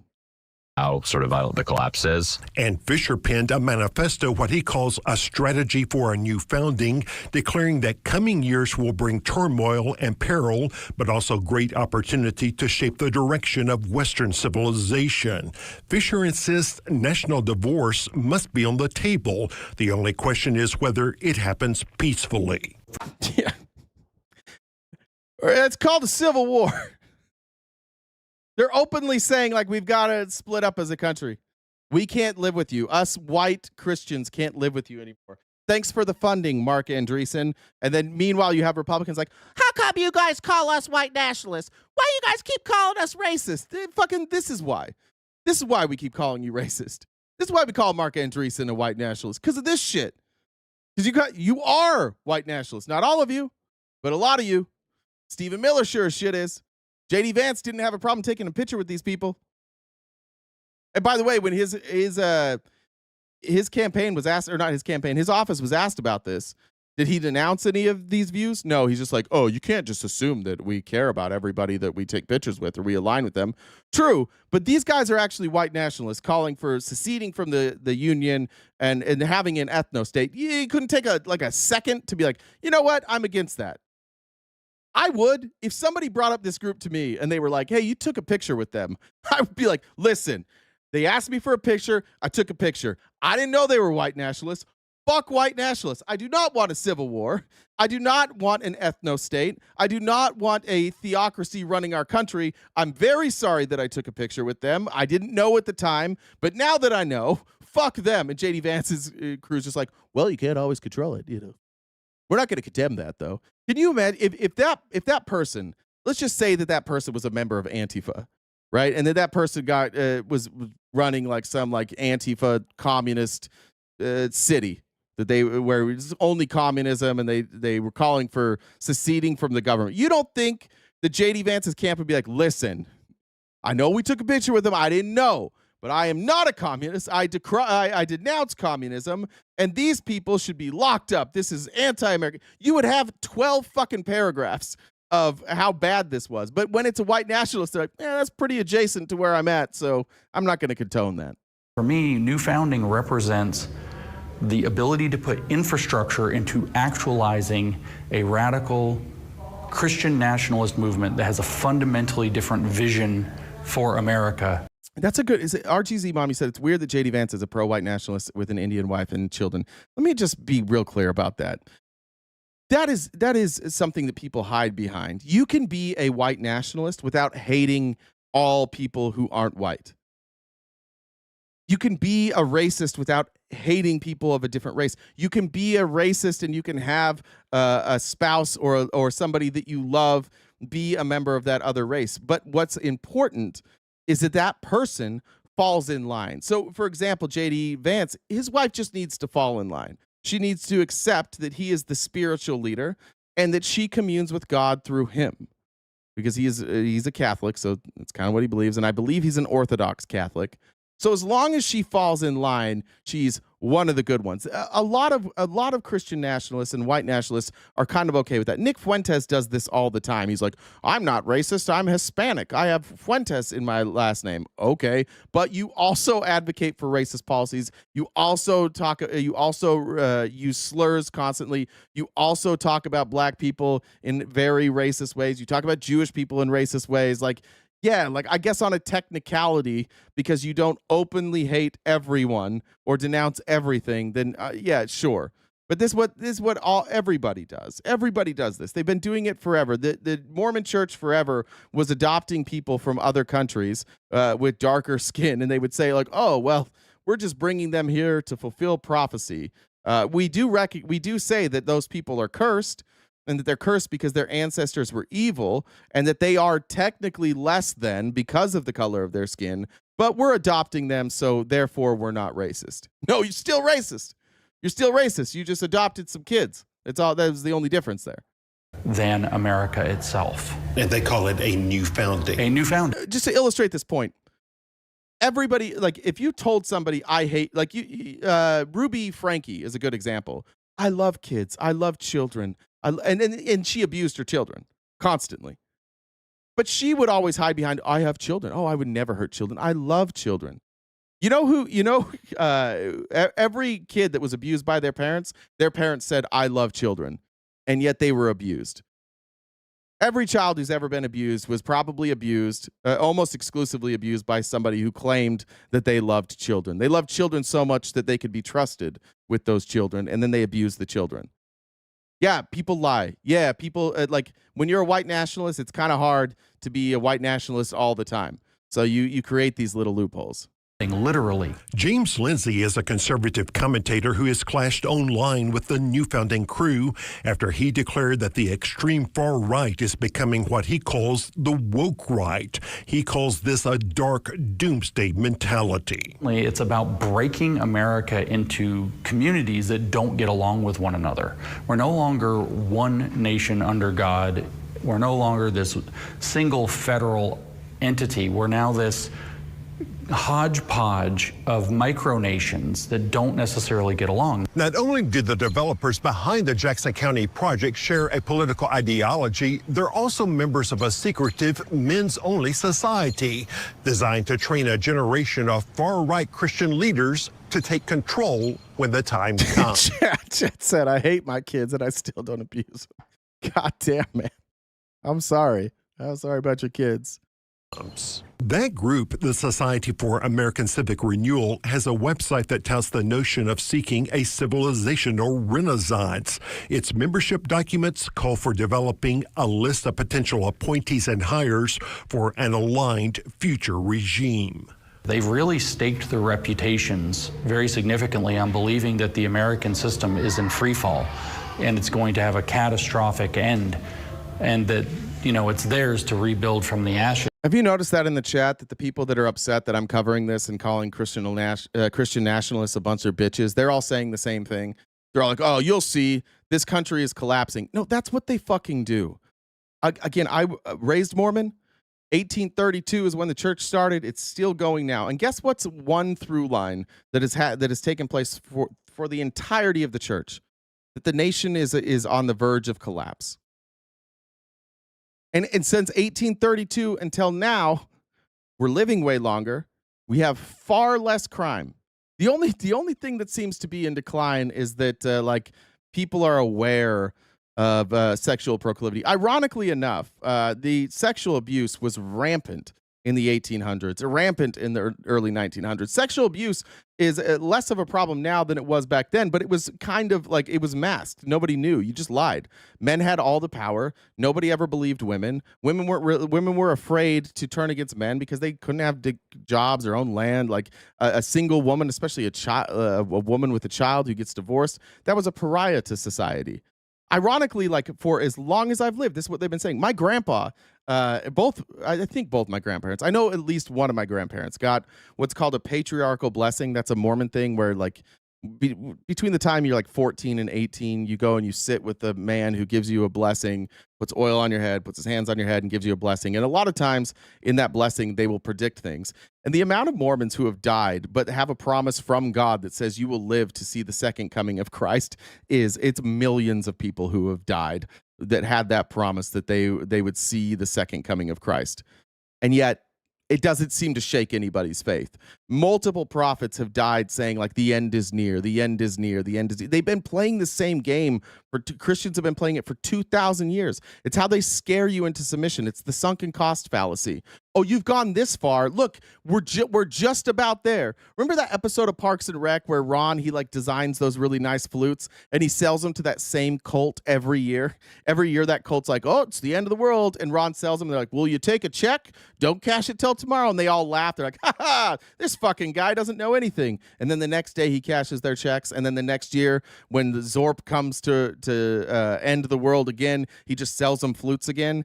This is the grift of Christianity. This is the grift of religion. Every one of these prophetic religions where there's some line to God through a prophet, which would be the Bible, like through prophets, or through the Catholic Church, it would be the Pope, Mormon Church, it would be the prophet. All of these churches have been doing the same thing for as long as they've been in existence. They scare you into believing the end is near. Even for those who struggle to leave Christianity, when I did, there was this constant fear in the back of my mind, like, what if I'm wrong? What if the end is near and I've just been duped and now I'm throwing it all away? And there was real like pressure, and my friends that were still in would give me that pressure, like, you know, this is true, like, you don't throw away your eternal family. Don't throw away your blessings from Jesus. You could live forever with Jesus in heaven and with your family. Don't throw it away. I'm begging you, please, please don't throw it away. This is what my parents said to me. This is what my friends said to me. Please don't do it. The end is near. Just hold out. Ironically, there was a song called "Hold to the Rod," pretty accurate when it comes to scouting. But it was like, I think the lyrics are, hold to the rod, the iron rod, 'tis strong and bright and true. The iron rod is the word of God. It will safely guide you through. And basically the point of that song is, don't look out. Don't look out. Just hold on to it. And it's based on a story from the Book of Mormon about this tree of life. Lehi has this vision. He's a prophet in the Book of Mormon. He has a vision that there's this tree, like this glowing tree. And he's trying to get to this tree, and he's holding on to this rod. And everywhere around him, there's these great and spacious buildings. And there's all these people mocking you like, hey, your beliefs are stupid. Ha ha, look how much fun we're having. But he held on to it, and he made it all the way to the tree. And he got to the tree, and there was his family. Cool fucking story. Also a dream, also unverifiable. And what it's meant to say is, Do not listen to anybody outside of your religion. Do not listen to a single example of anything else outside of your religion. Keep your head down, hold on to the doctrine, swear by the doctrine, commit to the doctrine, and at the end, after you die, when we no longer can prove that any of this is true, once you're dead, then you'll find out. Will anybody be able to validate that? No, nobody will. Ironic that the rewards for Christianity all happen after you're dead, right? That's how they control you. That's how they manipulate you. That's why I fucking hate religion.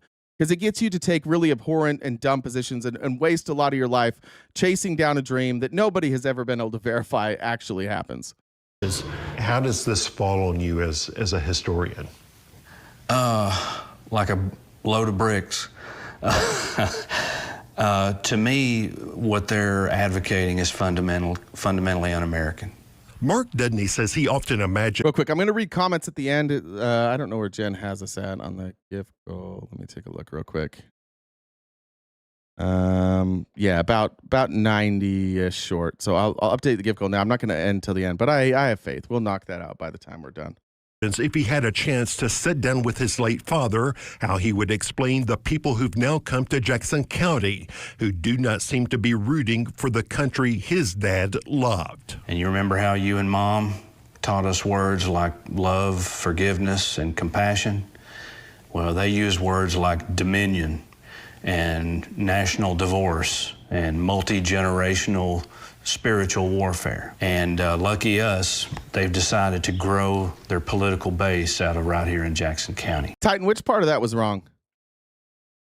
I live in Utah and I know the religion, he doesn't have his facts in order. Which part of that was wrong? You tell me the story about the song, the Iron Rod that I quoted verbatim was wrong.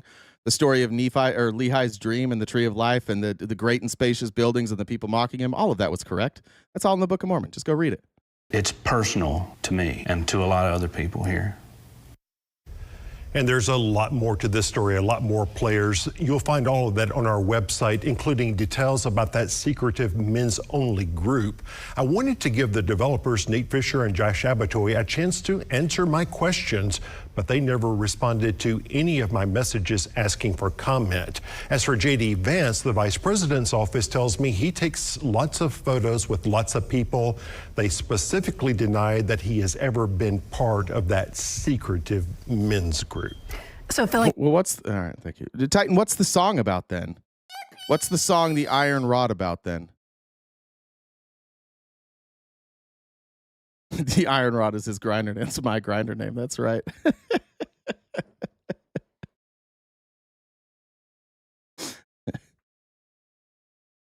It's the rod. It's called the Rod of Iron in Lehi's dream. I'm nailing this. I don't even know I'm arguing with you about this right now, Titan. I'm now a little concerned that you live in Utah and apparently are part of the religion and you don't know this. It's called the Rod of Iron in the Book of Mormon.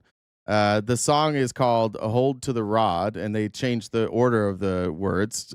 Hold to the rod, the iron rod. It's absolutely from Lehi's dream. I don't think I'm missing any of this stuff. This is weird. This is why chatters bother me sometimes. They love to say things like, he doesn't know what he's talking about. I'm dead on this. Look, if I look at the Iron Rod meeting and I type in Mormonism, let's just look at it.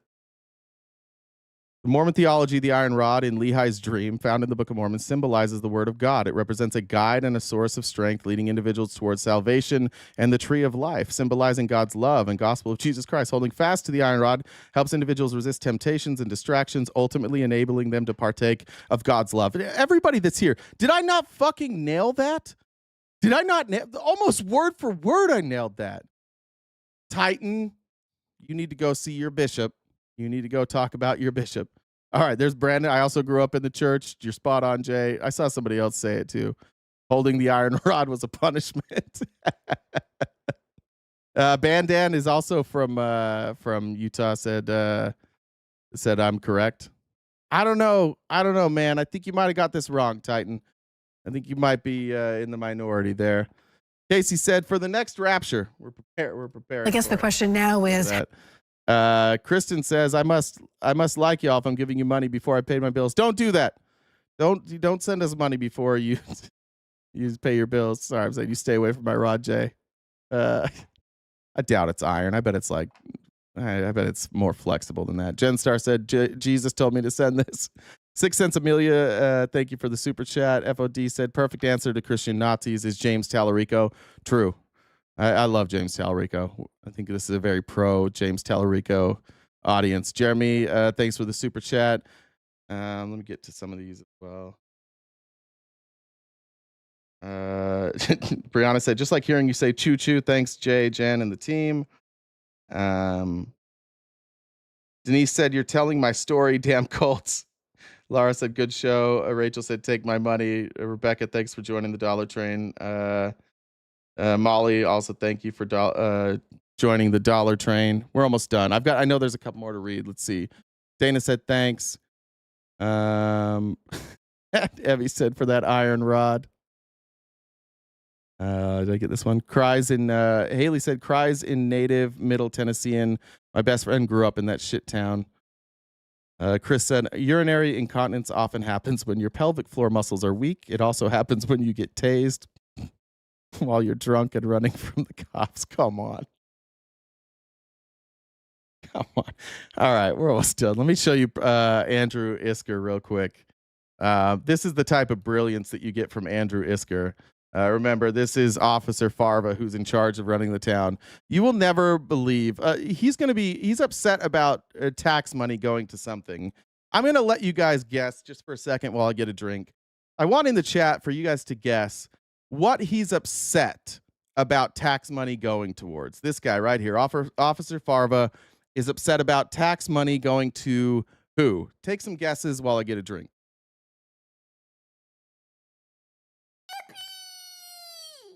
Proud Atheist said, for therapy to get over hell. Yeah, sure. Swish said, for the weird Mormon onesie. Google it. Google Mormon garments. If you need help. Jesus. Do we have any guesses here? Brown people in general. Good guess. Who else? Children, healthcare, the poor getting food, gender affirming care. Trans people. All right, all good guesses. One of you was close. Two of you got it kind of close. The answer is healthcare and old people, but this is what this guy's upset about. It's like $200 billion a year on kidney dialysis in the United States. 200 billion, like taxpayers spend that, not people out of pocket. $200 billion. 124. 124? Okay. Well, no, that was 2019. So, all right, 200. It's probably 200 now. Yeah. $200 billion on kidney dialysis, right? You know who needs kidney dialysis? People with non-functioning kidneys. You know, not 23-year-olds. Yeah. Unless they have non-functioning kidneys. For the most part. Immigrants. It's old people. Yeah. Right? I mean, other than like the random case of somebody who's got like kidney disease as a child. Uh-huh. Right? It's for old people. Right? All the stuff that we do, all this medical spending, the reason why healthcare is 20% of the American economy, you think that's like a free market. It's the free market. No, absolutely not. Right? We are robbing future generations to keep the old people alive another year or two.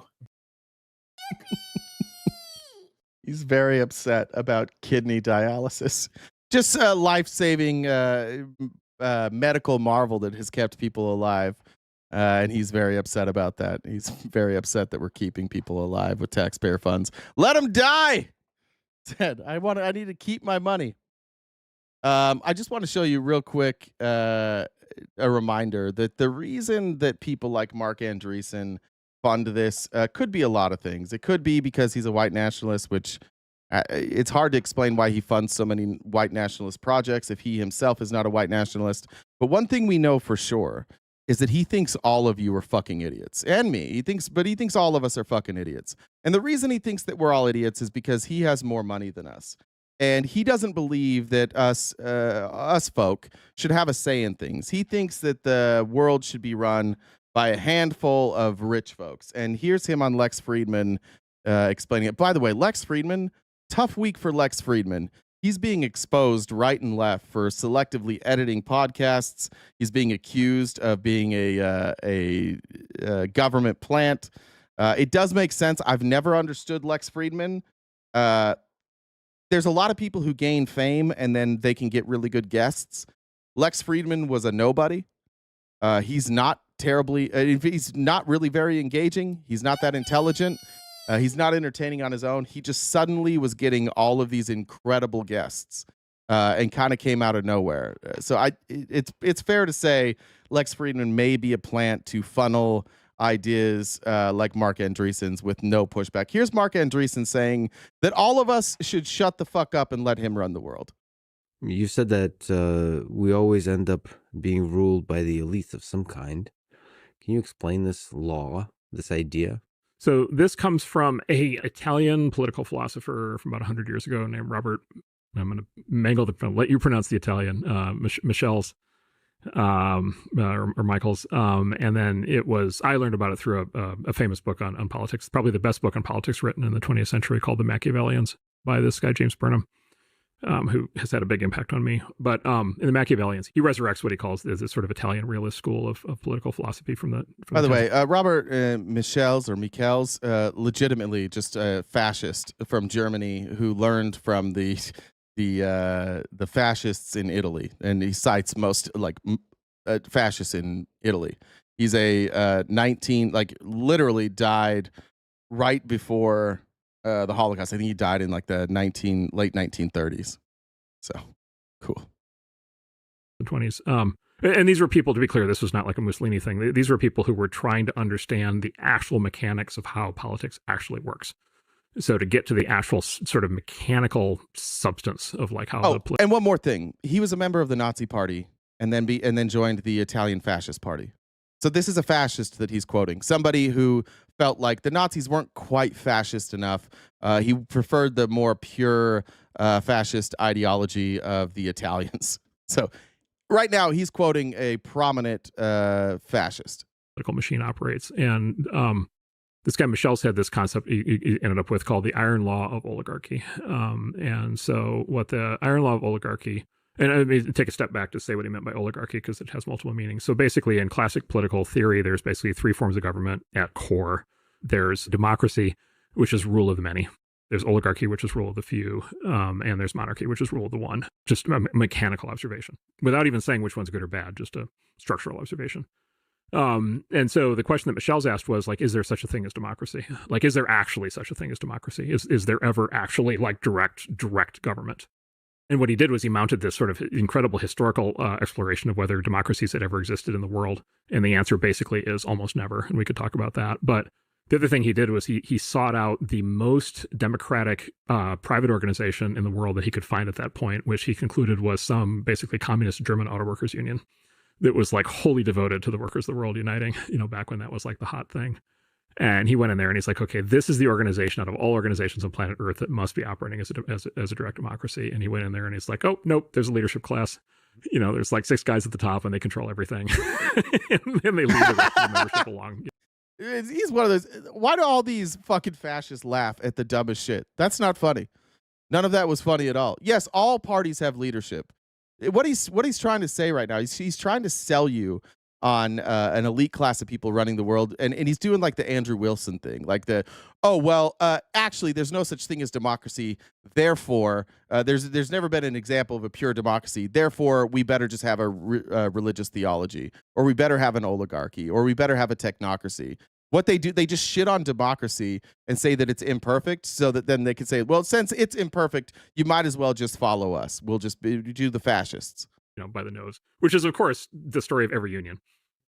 The story of every union is always the story of, there's a Jimmy Hoffa in there, kind of running the thing. We just saw that with the dock workers union, right? Like, there's a guy. Yeah, organizations have leaders. This guy he's so self-important. Where's the fucking pushback from Lex Fridman there? Like, wait, hold on. So democracy doesn't exist if you have leaders? If there are people in leadership, it doesn't exist? We saw it with the dock workers. So all the dock workers decided collectively to stop working, and one guy announced it. Yeah, no shit. That's how an elected democracy works. And he's in charge. And by the way, the number 2 is his son, right? Like, also elected. Like both elected. An accident, right? Yeah, it is. They were elected, dipshit. See, somebody's got to push back on these fuckers. He goes on Rogan, nobody pushes back. He goes on Lex Friedman, nobody pushes back. It's really easy to sound intelligent when nobody ever pushes back. But both of those people were elected. The fact that they're related is irrelevant. The leadership of unions are elected. So the iron law of oligarchy basically says democracy is fake. There's always a ruling class. There's always a ruling elite structurally. And he said the reason for that is because the masses can't organize. Right. What's the fundamental problem? Whether the mass is 25,000 people in a union or 250 million people in a country, the masses can't organize. The majority cannot organize. Only a minority can organize. And to be effective in politics, you must organize. And therefore, every political structure in human history has been some form of a small organized elite ruling a large and dispersed majority. Every single one. But elected. Right? That's the democracy part. Can we stop pretending that people, just because they're rich, that they're smart? Can we please stop pretending that?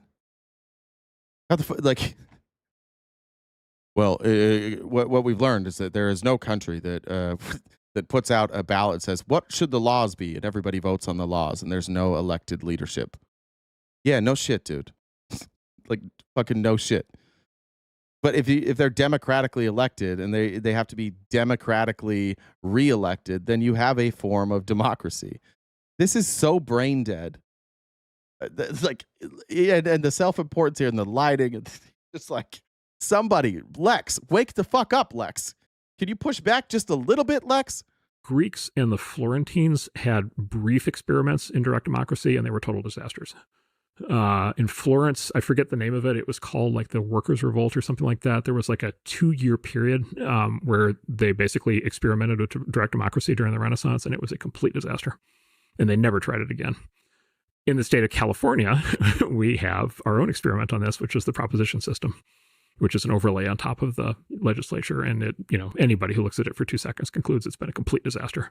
It's just a catastrophe. You want to guess who fought against in the revolt in Florence? You want to know who fought against that? So it was the workers that rose up to revolt, and they were defeated by the conservatives, the people who wanted to keep things the same. The ruling class silenced them. Yeah, weird that he left that out. A quick Google search tells you how that revolt ended, but it wasn't like, oh, we tried direct democracy and it didn't work. No, you got overrun by people with more resources. That's what happened. Caused enormous damage to the state. And so basically the presumption that we are in a democracy is just sort of by definition fake. Now, good news for the US, it turns out the founders understood this. And so of course they didn't give us a direct democracy, they gave us a representative democracy, right? And so they built the oligarchy into the system in the form of Congress and the executive branch and the judicial branch. So as a consequence, democracy is always and everywhere fake. There is always a ruling elite. And basically the lesson of the Machiavellians is you can deny that if you want, but you're fooling yourself. The way to actually think about how to make a system work and maintain any sort of shred of freedom is to actually understand that is actually what's happening. Titan, you're still here? After you got your dick kicked in like that, you're still here talking shit? You got publicly embarrassed and you're just still here? Now you're accusing people of things? He's spiraling. Settle down, pal. It's okay to be wrong. It's all right to be proven wrong. You don't need to spiral and start accusing people of crimes. You fucking psycho. Good Lord. All right, let me read the last of the messages. We'll get out of here. I think I got that one from Molly. I got that one as well. All right, let me roll through these. Casey said, for help holding your rod, visit swallowers only. Brian said, this is an odd statement from the death panel crowd. Yeah, the guy. I think what you're saying there, Brian, you're referencing the people who said we can't have universal health care because there will be death panels. I think that's what you're saying. Amy Lynn said, Jay, I really have these impure thoughts of you and your Mormon onesie. I think Titan does too. What up, Titan? Titan, are you picturing me in garments? Evie said I like for pronouncing my name right, and now that you said I said it right, I'm convinced that I just said it wrong. I hope it was Evie though. Proud Atheist said for therapy to get over hell. I think I got all those. Let me make sure any last ones coming in. think I got him.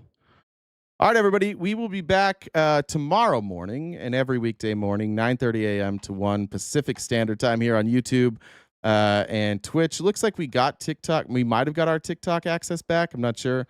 I'll have to check when I get off here. I can't see if we have the Streamlabs access. So we may or may not be here on TikTok. Make sure if you want to watch, if you missed anything today, the replays are available over on YouTube and on Spotify. And it helps a great deal if you listen in either of those places.